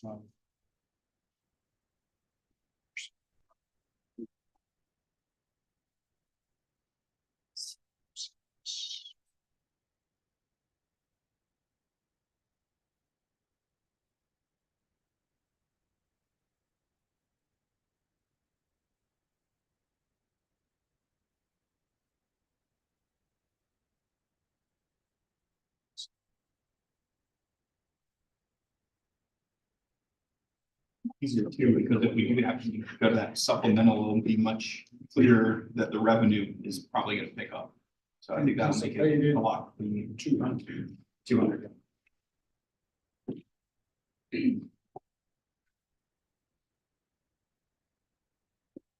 Okay. Does that cover all the in-depth conversation? Yes. Okay. Now we're gonna move to the sheriff's department. He's right there. Rascal. There's a little rascal. Some reason I feel like you all have been waiting for me to sit here. Okay, so for me, I actually have a couple reductions that I can do. And it's through some consideration of what we're gonna do for services and what we need. So line 53, 425, which is software support. The Casper, $3,000, I am gonna recommend that we reduce that. I'm not gonna need the Casper, and if I do, I can seek alternative funding for that through my drug account if necessary. So we're. But as of right now, I'm gonna plan on not utilizing that. So zero. Well, yeah, or I would recommend that it be $1, so we can keep that line open in the event that, You don't need a. I don't need to, okay, all right. All right, so zero.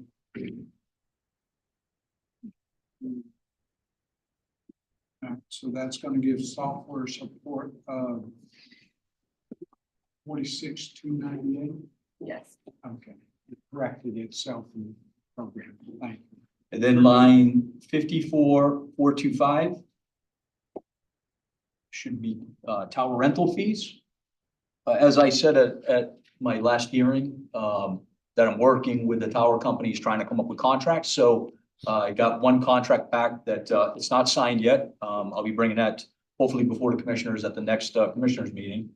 But Pinnacle Hill Tower can be reduced by $8,000. That's gonna be 10,000. Yes.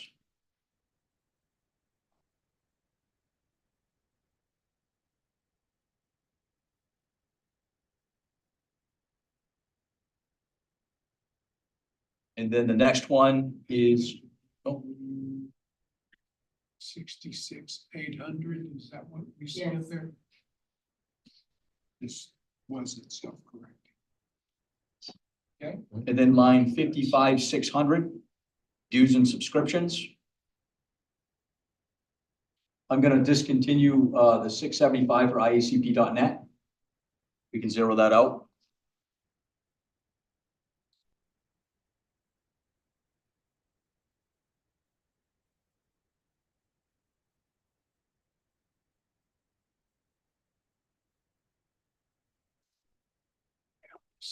$750.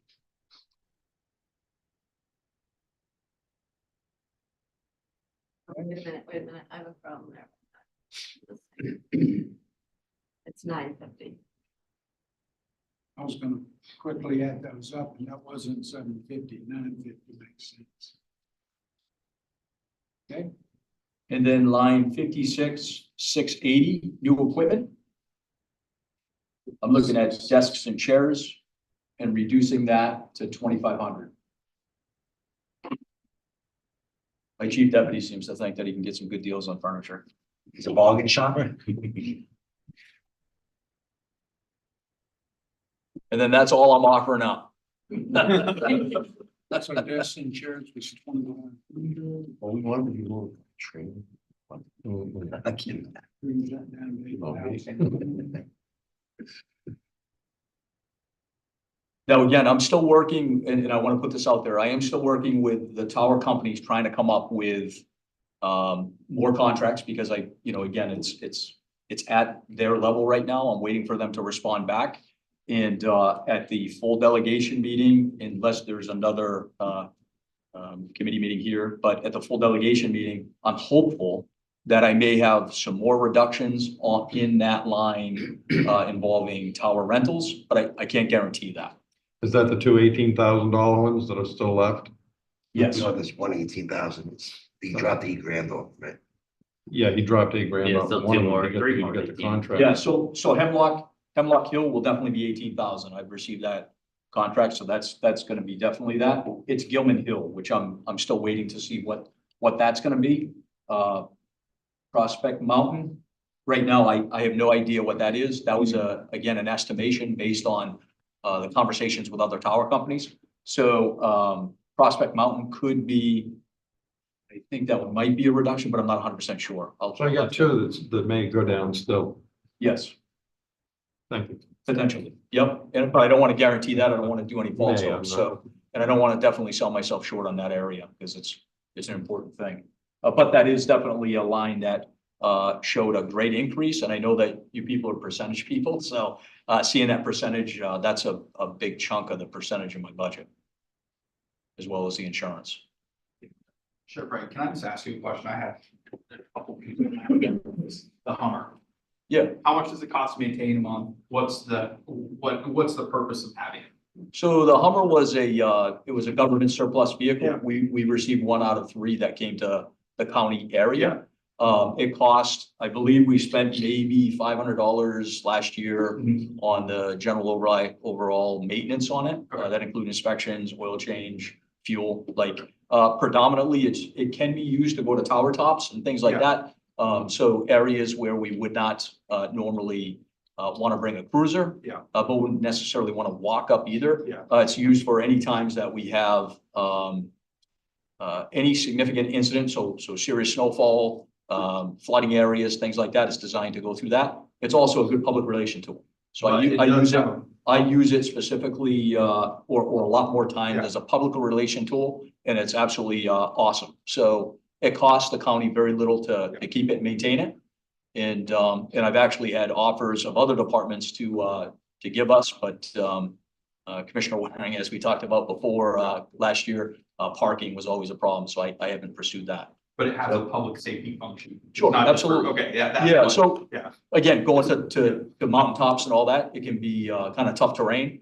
But yeah, it costs the county almost nothing. So we're currently in the process. I have one of my deputies does lighting and things on the side. So we're actually utilizing some of the equipment out of our retired cars to actually upfit it. So it hasn't been used as an official police car because it didn't have the equipment, and I was not going to invest into it.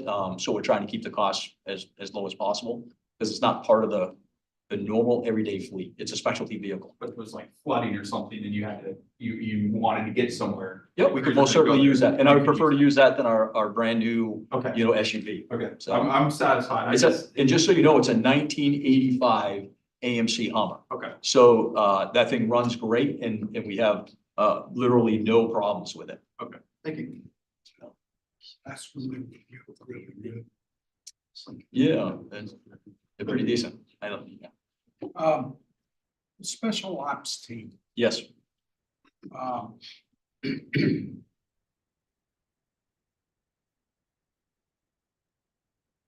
Trying to get understanding of this team. Because I notice I go through the budgets and stuff for the cities. And my city just now received a grant for SWAT team vests. Yep. So is the SWAT team there the same as this special ops team? That's what it is. Yep. It's all the same. It's the same. So they receive a grant for that. Now, do all the different, if I understood correctly, it's 28 people that make this up? I'm not sure how many people that are actually currently on it, but yes, approximately. Yep. So they come from all the surrounding towns and stuff that participate in. Correct. And do all the different towns that are around us help support this financially? I would say yes by meaning that they pay for their personnel to participate and attend trainings and Equipment. situations that happen But and equipment as provided. So, ultimately, when this team first came into fruition back in 2003, it was built based on a grant that we received. And that's when we purchased the Bearcat, the Tactical Operations Center, which is the big black box truck, the command post, as well as equipment that would upfit the team. So it was a starter grant. Since then, the county has maintained a line in the budget to support financially the team, which is predominantly the ammunition for them because they fire at least once a month, the entire team, as well as any type of equipment that they need that is not paid for by grant. So they're constantly searching for grants to try to keep the team running and upfitted to meet today's standard. So that's helmets, it's vests and firearms and all that stuff. So whatever they can find for grants, they apply for. Now, the process here in the county and our budgeting processes has made it very difficult for me to be the sole source for grants. So in case in point, last year, Guilford, the town of Guilford had approached, meaning the police department, and asked for me to submit a $325,000 request in my budget to support a grant for the new Bearcat, right? They call it the G3. At the time, there was contention within the budget process, which I was not going to come in after the budget had already been, gone through this committee, and then was presented a full delegation asking for $325,000 more to support that. So instead, Guilford PD, on behalf of the Special Operations Group, which again is a cooperative, put in for that grant, which their town approved it. As a relation to that, I wrote a letter in support of that grant as a cooperative effort. So in essence, that piece of equipment is available, just like the Bearcat, the old Bearcat that we have parked in our Sally Port here. It's available to the team and the team members and any other SWAT team that's regionally within the state for whatever support they need. So, so yes, they like the city of Laconia has just put in for vests. They're doing that as a cooperative. They have to use the demographics of the entire county, and they do it through the Belknap Regional Special Operations Group to meet that minimum requirement to be able to apply for the grant. So I support that again. So what I was trying to get at was it's a community effort and different portions of the community does different things to contribute to the SWAT team. Yes. In general, it's not the sole. So the sheriff's department, if you can trying picture, to finance a SWAT team for the correct. county. So the sheriff's That's what I was office trying to is get at. responsible Okay. and we've been responsible through this line to provide, if you will, the daily function portions of the SWAT team operations. So that's bullets, it's the gas replacement. Jim, can you think of anything else? So that's the majority of that budget is actually the gas and the anti-riot gas And replacement. maintenance. Vehicle Yep. maintenance. So that is, and that's basically they use that every year. They go through that for their training purposes. So which vehicle is that we're doing maintenance and upgrades? So that's the county-owned vehicles, which are registered here to the county, which has been the Bearcat, the 2003 Lenco Bearcat, and the 2000, I think it's 2004, 2005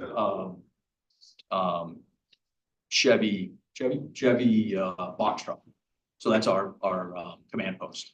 So do y'all use the state facility for doing your firearm practice or do you? No, well, use something local? so predominantly the SWAT team does a lot of training over at the Guilford.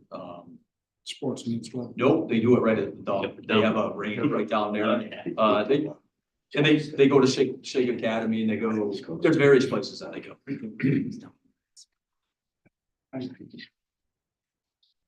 you for doing that.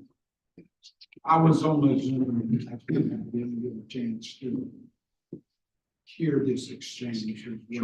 Sure. So, If you're talking about, so with our budget, we're kind of the people that again, that purchase the daily operational stuff. If they have a call out today, and in the small towns actually tend to use the services more frequent, because again, it's a bigger resource. So town of Gilmington, town of Barnstead, town of New Hampton, you know, again, they get a call out, and if they end up having to use 25 canisters of gas, which again, it sounds like a lot, but they're small 40 millimeter grenades.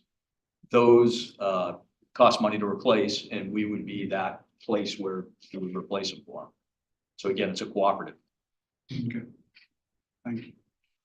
To ask one community to fit this would be not a good thing, because then it wouldn't be a county thing. It would be an individual town or city, and that could become problematic within itself. So this is a cooperative, so that's why it's always been housed with us. And over the years, we have, again, because of budgeting processes, we've concentrated less on trying to fund it fully, if you will, in that we're trying to pare it down to the operational, like that 30,000 is for operational, yearly operational costs.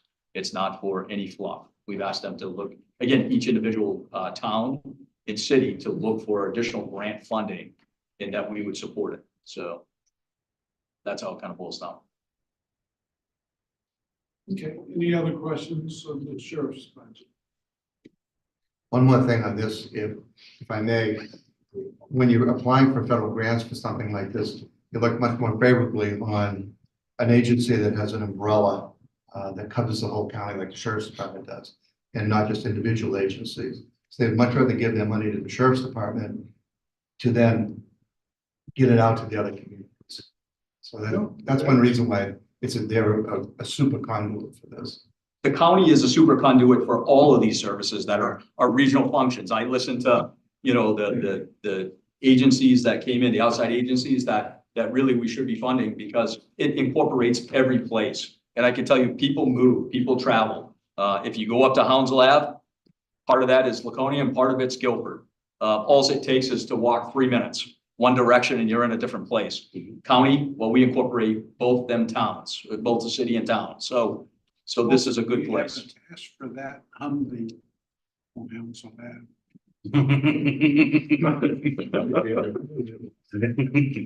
Boy, that we have that. We see how good it works in the woods. Anyway, I appear to be $600 off from the vote from the sheriff's department, so. Instead In the of- positive or negative, because we prefer. Well, I show less. So, if you can slowly go back upwards, I can see if I can. We'll start at the top of the sheriff's department All right, budget. if you want. Yeah, it took 600. You got 685. Training, okay, let's go to training, wait a minute, let's go look at training. Where is it? Dues and subscriptions. He took off the IA.net, whatever that thing was. Yeah. This is 675 on one side and not the other. Oh, Oh, this is do you have, different. no, we're the same on that, you're 950, Yeah. yeah. All right, let's go to the So, top. do you want me to, like, was it different before the changes? I don't know, cause Okay, all right. I gotta wait for, so All I right. got Let me 685. read, 685, 464, 89,000, 10,000, 444,860, 81,735, 47,500, 18,000, 8,000, 27,000, 24,500, $500, 345,000, 1,169, Wait a minute, right there, under Dental dental insurance. insurance. 1,169.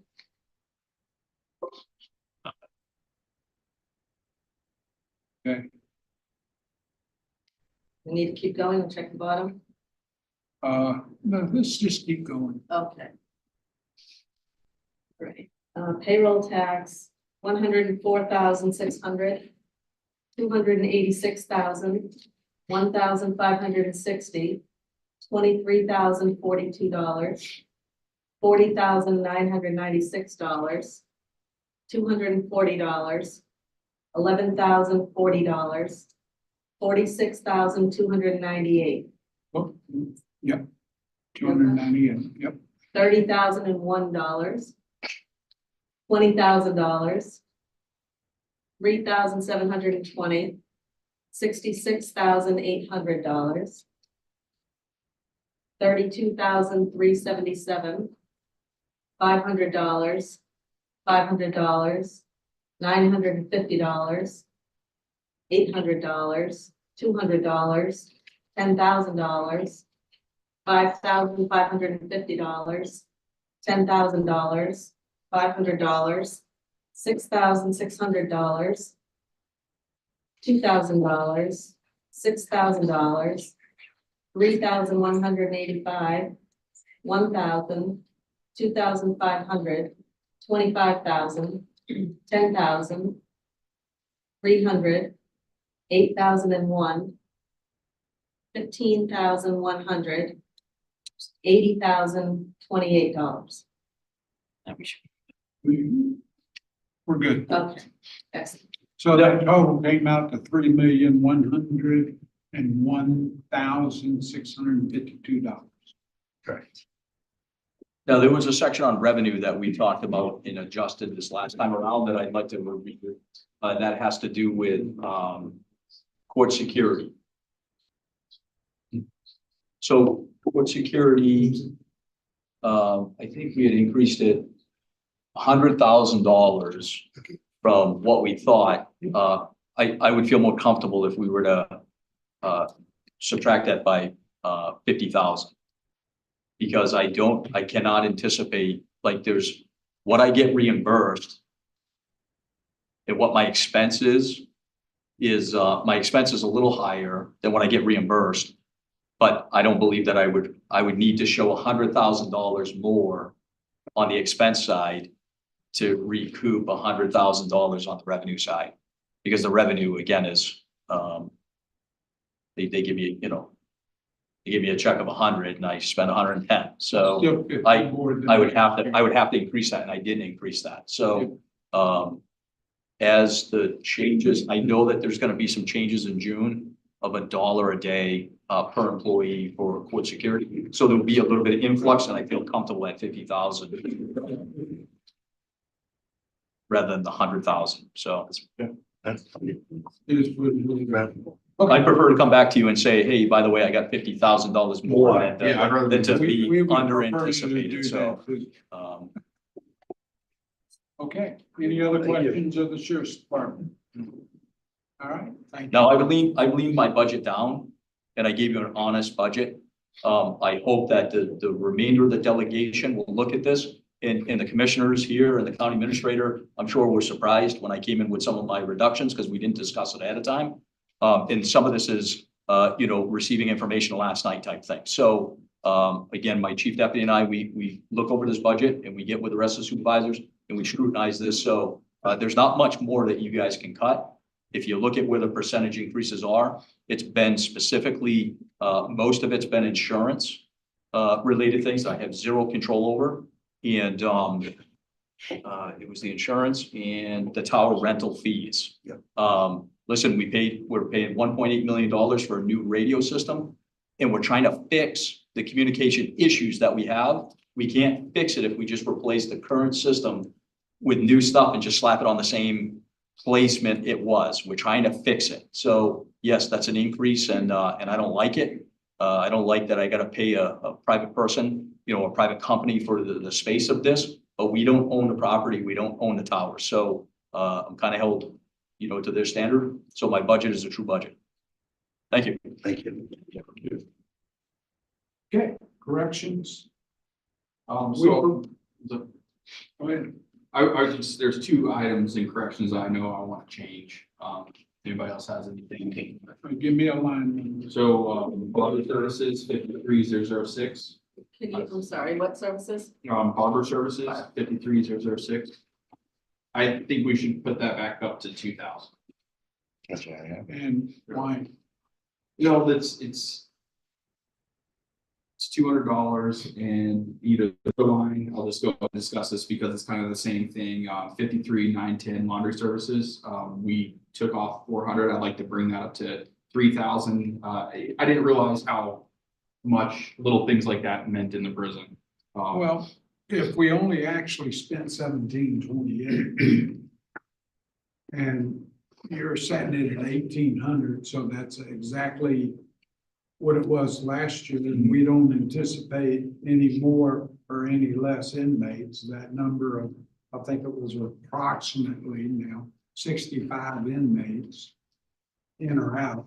I don't see why that would change. Yeah, it's fine. Yeah, If everybody else is comfortable with it, Yeah, I think we'd leave it. I just wanted to put it out there. Thank you. And what say you, that's 200 more than the actual was on laundry. The laundry is 2681. Yeah. Or 2933. Let me change. I just thought it was worth kind of just talking about it again. It's gonna be 28. So even if you increase that to $3,000, Yeah. then that'll cover the actual last year. Okay. Are we doing that? So I was just. I say we bring that one up at least at $3,000 to cover that. All right, That's what I. Just I'm fine with that. breathe. Yeah. Anything else? Well, that definitely did. So in corrections, I got a 5,944,791. Yes. 5 minutes. Yeah. All right. Any more comments on corrections? I'm good with it. Restorative justice, 174,674. Moving on. Health and Human Services.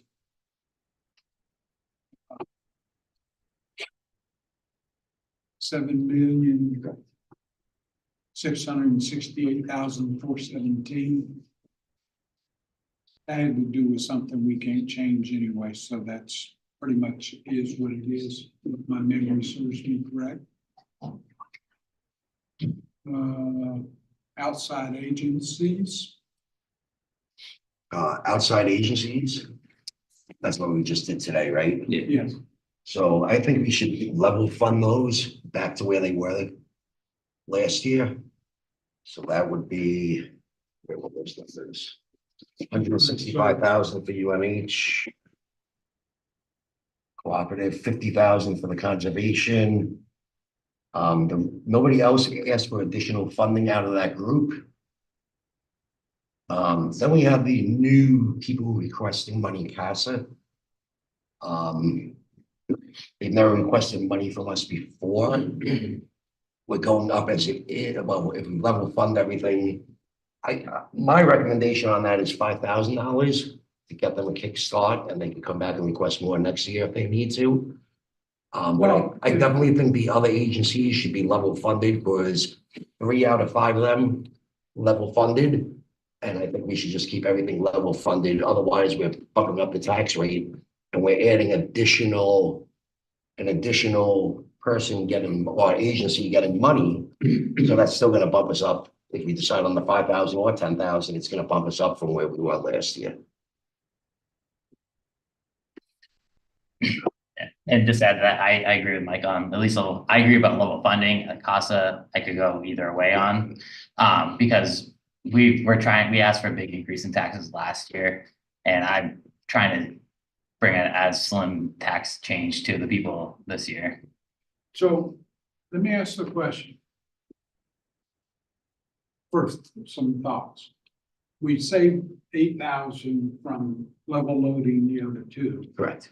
Now, the CASA programs for the kids, and they are in charge of overseeing 107 kids in the county, Mhm. which at 10 grand works out to be about $94 a kid at 10,000.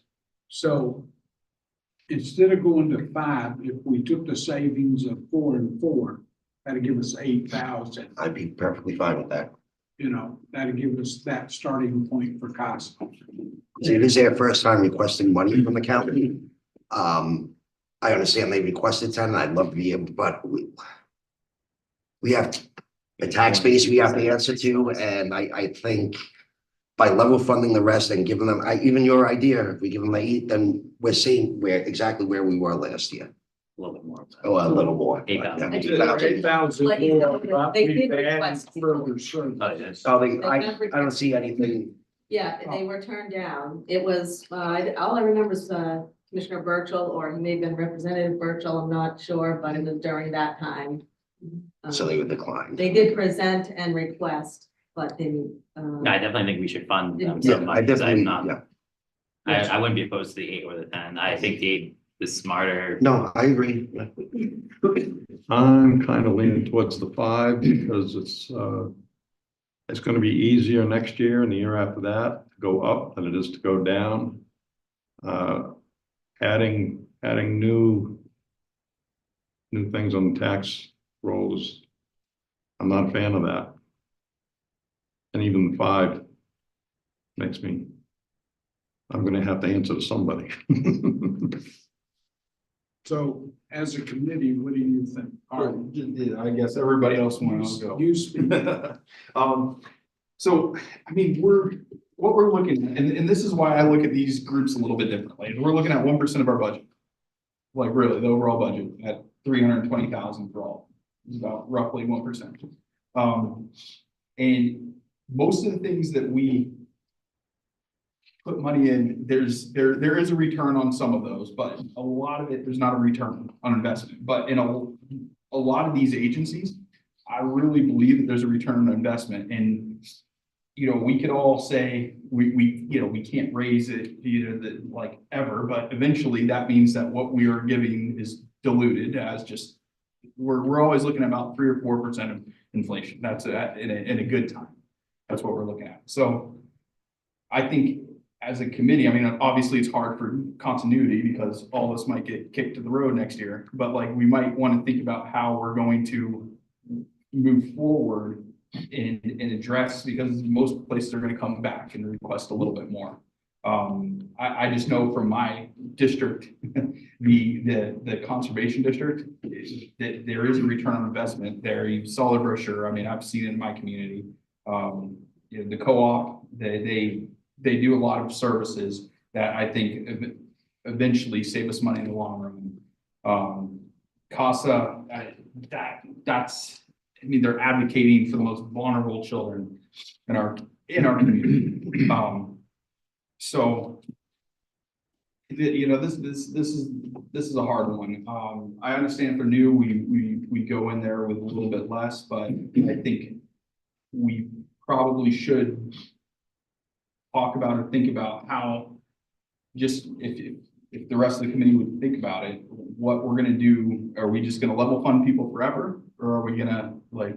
I think in this case of this year's budget, I think it's ideal to level fund. Because of what we went through last year, we had to raise the, I think it was, Well, no, I'm not saying we're cutting. I just. what did we go up last year? 30 some odd? 22%. 33%. 33% last year, so. I think, you know, And if you look at a lot of the consumables, because we incorporated a lot of wage increase, benefit increases, and those things we've left alone and just moved on. Yeah. And the only thing that we've been looking at are I want to call them consumables.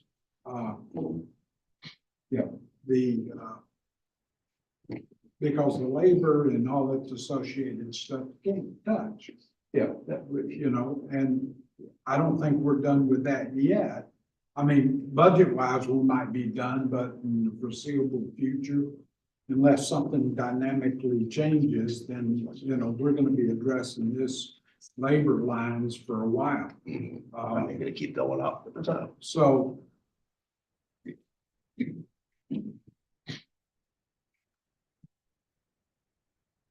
And what I was trying to get at is we've level loaded a lot of these departments on a lot of the consumables for that pure fact that we did increase it to get them back up because a previous group had cut them to the bone and sometimes gnawed on the bone. So, so we got them up. We took the hit last year. I mean, it didn't make everybody happy, but we got them back to where they can function.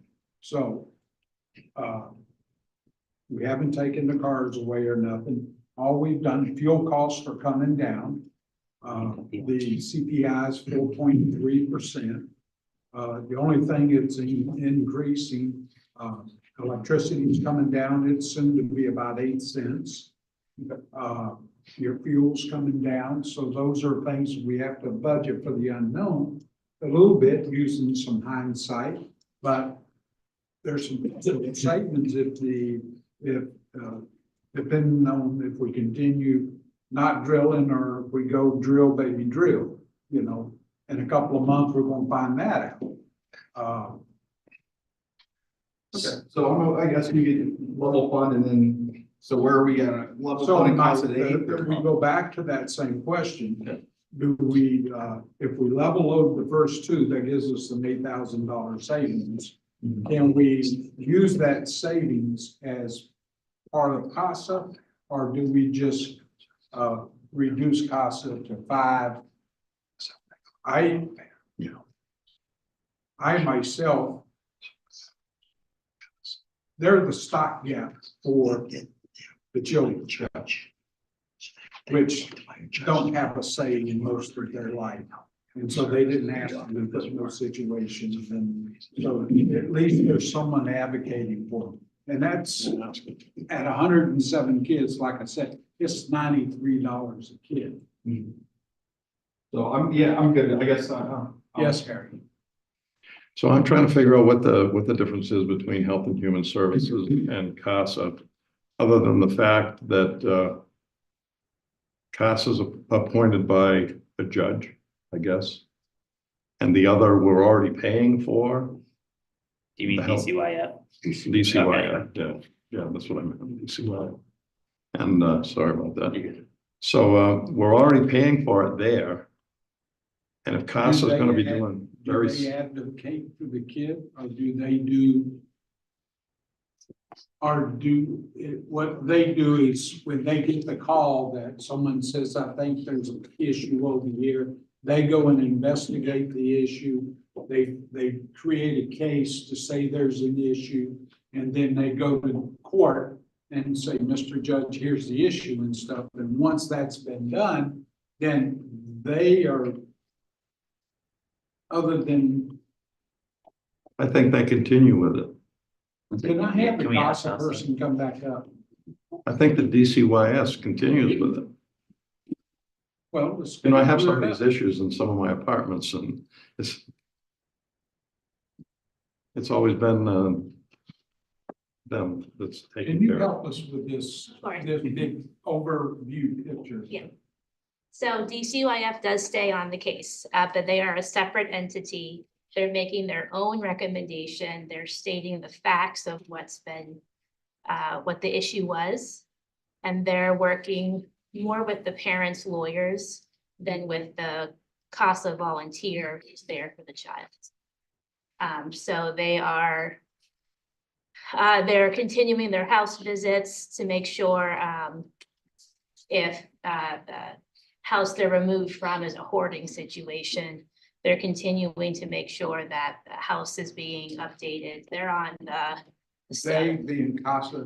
So no, the or the DCYF, yeah, DCYF is making sure that the issue that was first presented and the reason why the kids were removed, that issue is being taken care of. So their DCYF is working with more of almost more with the parents and their parents' lawyers to make sure that this issue is corrected. They are in contact with the CASA volunteer to make sure the kid is doing okay. If the kid is in foster care, they are checking up on the kid to make sure that it's a good, safe foster environment. But they're not here for the kid's best interest. They're making sure that problems are being corrected. That's what we're looking for, the problems to be corrected. Who did the CASA thing? How long has it been in existence here? So CASA in New Hampshire started in 1989. It's part of a national nonprofit chain, but each state has their own individual entity.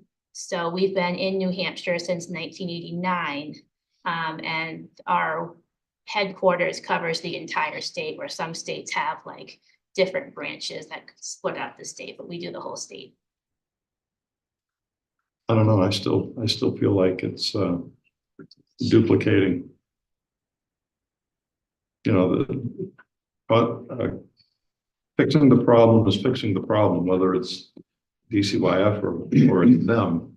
I don't know why we need two agencies doing the same thing. I know that I'm on the finance committee in Concord, and last term I was on Division 3, and we handled the DCYF, and they had a ton of money. I just think that they probably can handle it. I don't know. Mr. Chairman, Yes. the county administrator. May I just make a comment? Please. I don't know if that, I just know sometimes if you, a different perspective to consider if you want to expand what the county takes responsibility for. You know, there, and the difficulty that you have every year with the 1, 2, 3, 4 agencies that you have kind of already committed to supporting, and now you're contemplating, do we want to take on another one? Just throw that up there for your thoughts. I think, Done what I said. Almost. I mean, I'm still thinking, I mean, I love what they do. I think it's great. They've asked me to request here before and were declined. I'm looking at the overall tax burden. I mean, I think we should just stay at the 5. At the That's max. my At the thought. max. See this, yeah. And that's no offense. I just think it duplicates. Like Ms. Shackey said too, the problem with this is now we're committing to funding somebody, an additional agency. So what's gonna happen next year and the year after that and the year after that? It never goes down. Anything in government never goes down, it always goes up. But I can think of, I got like 70 years. So to recap, we're talking 165.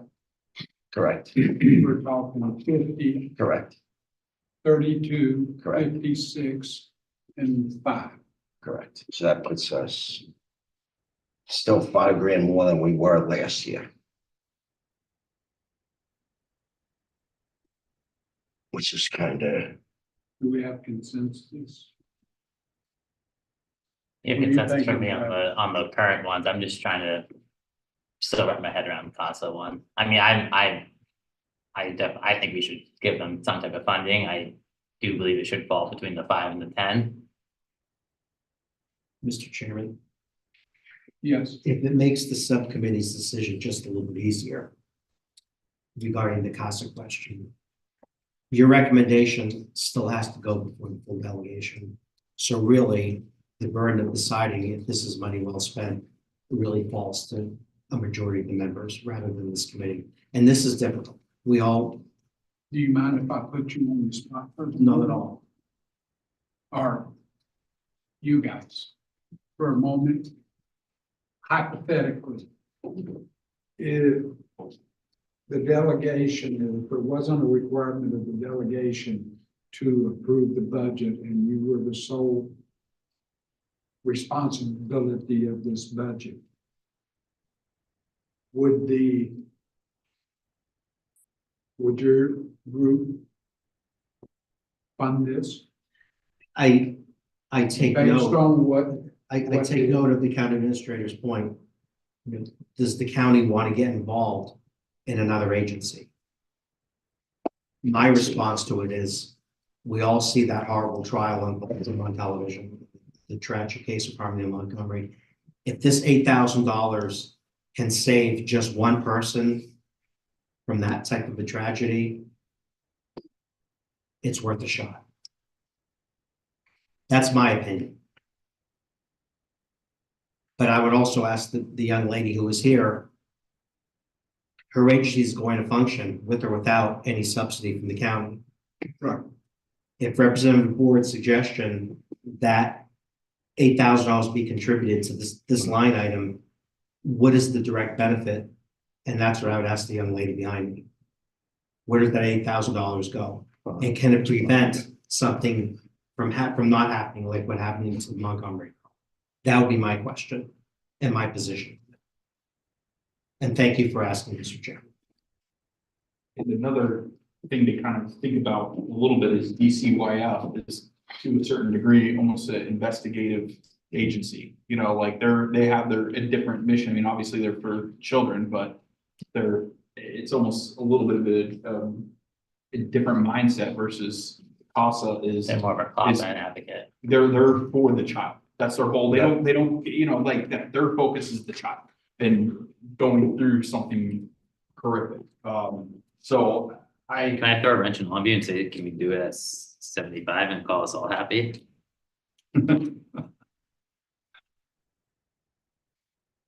I mean, you're taking it down At a from the certain point, 10. if people are gonna vote me out because I'm gonna vote for, you know, I think we should send it to the whole delegation.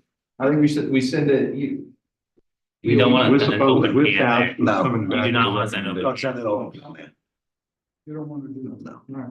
We have to You know, make a the- decision between us When here. I have problems in apartments, you know, I've been doing this for 50 years with apartments. If there's a problem and I see kids that aren't being attended properly or parents that aren't acting, in my opinion, like parents, Yeah. you know who I call? DCY. There you go. Yeah. And they take it from there and they're watching out for the kids. The parents, I can't watch out for the parents. That's not my gig. All right. So We gotta come up with some. I'm looking at 0. No. No, I come So- to 5. You'd be happy with 5. I'm fine with 5. 5. I would prefer 10, but I go down to 75, or I could handle 5 if that's what the majority of this delegation wants, but I prefer not to. At 75 is where I'm at. I think that's a good compromise. Now it's all up to you. It's up to Mr. Chairman now. You're in the hot seat now. I was gonna go 8, so 75 is. So it looks like 75 is it. Let's. And then with that cap, I know, there's so many ideas. there should be a monitored beginning. Okay, because it wasn't requested last year, so this is a new request for a new direction that we've all taken. And we need to monitor, is it worthy of us to continue in the next years, in the following years?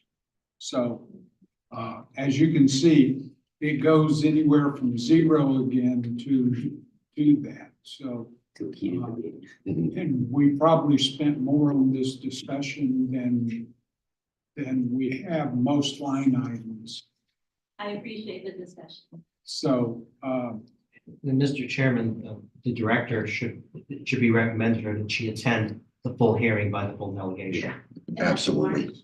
Is it March 4th? March 5th. March 5th. Okay. So I'm sure we'll be asking for your input. Yeah, I'll make sure I'm there. Thank you.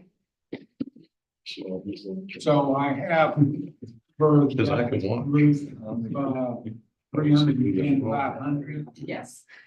All right. We've done the nursing home, so I'm moving on.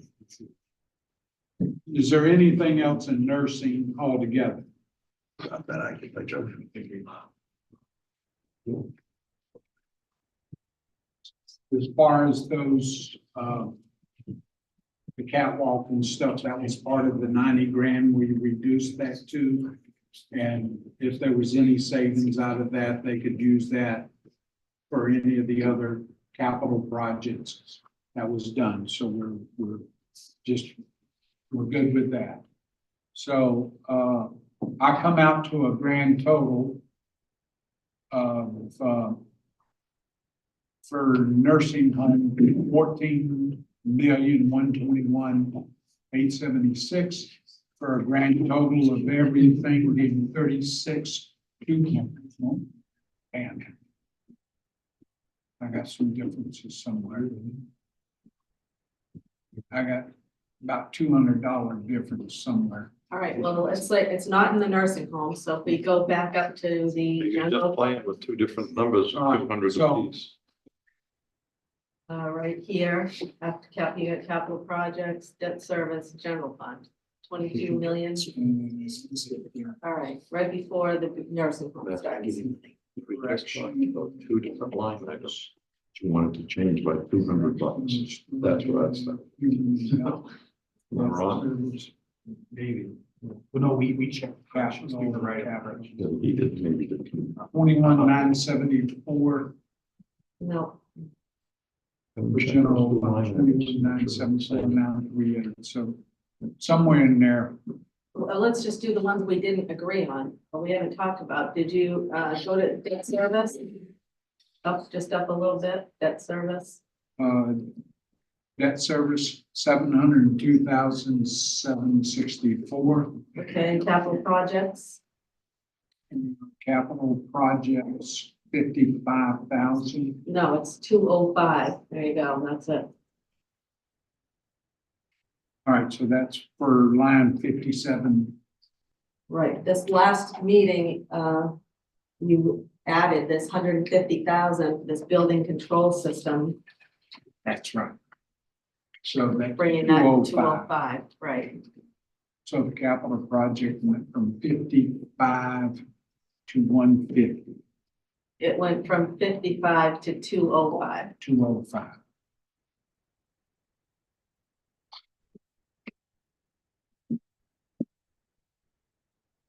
So that gives me 22,124,938. And then the bottom line, 36,246,814. Yes. Make the motion to accept, or whatever the wording has to be, the operation expense, budget of 36,246,814. We have a motion. Do we have a second? Second.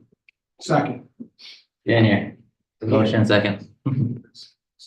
You ready to call the roll? Mr. Clerk? And it's gonna be 1 second here. Take all the time you need to do it. The official number down. So that's the last thing I want to hear is a procedural problem. Delegation. All righty, so Representative B, Yes. Chairman Bogert, Yes. Vice Chair Boards, Yes. and Coker, yes. And Rep. O'Hare, Yes, Yes. motion passes unanimously. now we gotta do the revenues. So- Oh, we gotta do the Revenues. revenues. All right. I'll make the I have motion, no information in revenues that right. I'll make the motion to accept the revenues of, is it the top one? Well, this is where I just want you to think for a second. Do you want to look at the fund at the? Yeah, let's look at. Oh, yeah, To talk about the fund balance before you decide. yeah. The revenue number. Fund balance, yeah. All right, if you can just give me 1 minute. Take all the time you need in the next 30 seconds. Okay. I'm used to that.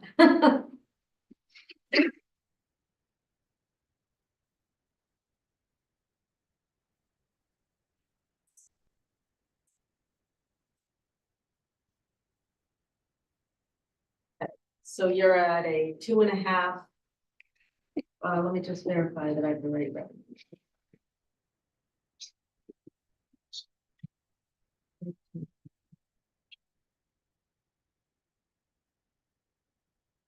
All right, you're at a 2.5% increase in taxes with the work you've done so far. Can I just see something? What would it be without the fund balance? Without any? Yeah. Just wanted to see that. Yeah. Thank you. So the last time we looked at this was a couple of weeks ago. We were at 4.3 No, that, at that number. Now, part of the big change here is that 250,000. When you really, it's about 150,000 because you added to the nursing home Right. budget. So we broke even instead of killing almost. Right, so the commissioner's intention was to cover that 250,000 in here. They added it to this 1.9 million. So that 2.5%, the last time we reviewed that was 4.3. If my memory serves me correct, I think it was like 4.3%. So I think everybody done an extremely well sorry. job. Everybody got something and not everybody got everything. So Should we bring that, the fund balance usage down a little bit so we're not draining the fund balance? they're not draining the fund balance because if my memory. It's right where it's supposed to be. correct, we should have about 3.6 million in the fund balance. We got 3.5. Yeah, you'll have about just under 3.4. 3.4, I was close. Well, if we took out, That's if we it. took out 150 to kind of like, I think you're maybe. Yeah, yes, we're on the same wave. Thank you. We're on the same wave. Like, I mean.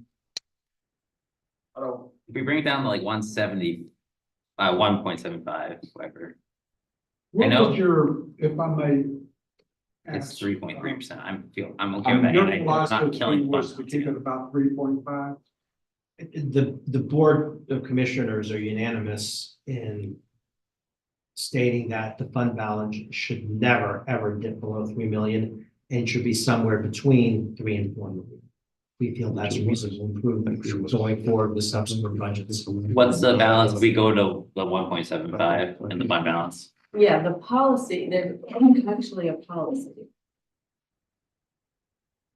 Yeah, 3.5 million. I'd like to So keep that in 3.5, the fund balance. I think we're good there and you're returning Mm. a lot of value back to the property owners. And that's more in compliance with that, with the commissioner's policy, the Right. 1,750,000. Mr. Chairman, I don't know what the disposition of the full delegation will be next month. But they should know that if nothing else, this budget committee did their due diligence on every line item that came up on the screen. And then some. How did that go to 3.3 again? Because we talked about lowering the fund balance Oh, to 1.75 instead of 1.9. Because what they put the 150 in there to cover what the money was that we took back out of the unanticipated revenues. was so exciting. I was too, but I don't want to artificially, take fund balance out to cover operational stuff and then have another massive 22% increase again. I- Do you want to have a big fight on March 5th? Hell yeah, I do. So then I'm always ready your for it. revenue vote would be on this 14,903,580. Mhm. 3.5. So Oh, that's a motion. Yep. from I'll make that Travis. motion, yeah. I'll second it. All right. That's 140 grand. So the motion for, accept the revenue at 14,903,580. Representative Bean, Yes. Chairman Bogert, Yes. Vice Chair Boards. Yes. Coker. Yes. Travis O'Hare. Yes. All right, unanimous. Now, do we talk about the transfer authority here before it comes up at the Well, delegation? you can talk about it, but it needs to be voted, if we Yeah. voted at the delegation, but you. Did we make a you recommendation can to make a them? recommendation on that. So instead of being, What's remember supposed we were to at the happen? whim of Paul Terry last time, we made the motion for the transfer authority? No, isn't that just the executive committee? No, the delegation sets the transfer authority Oh. for that. And what did we do that last year? 5 or It's 5,000. 5,000? I don't have it with me, but. think it's 5,000. Was it I 5,000? think so. And I have no issue with us keeping again at 5,000. We weren't called for many transfers No, this year. It was 5,000. And I It think worked. we kept a good budget this year. We Yeah, had money yeah, come yeah. back. I think they're doing their job. 5,000 would be my recommendation again. I second that. We're good with that. Yeah. No transfer authority.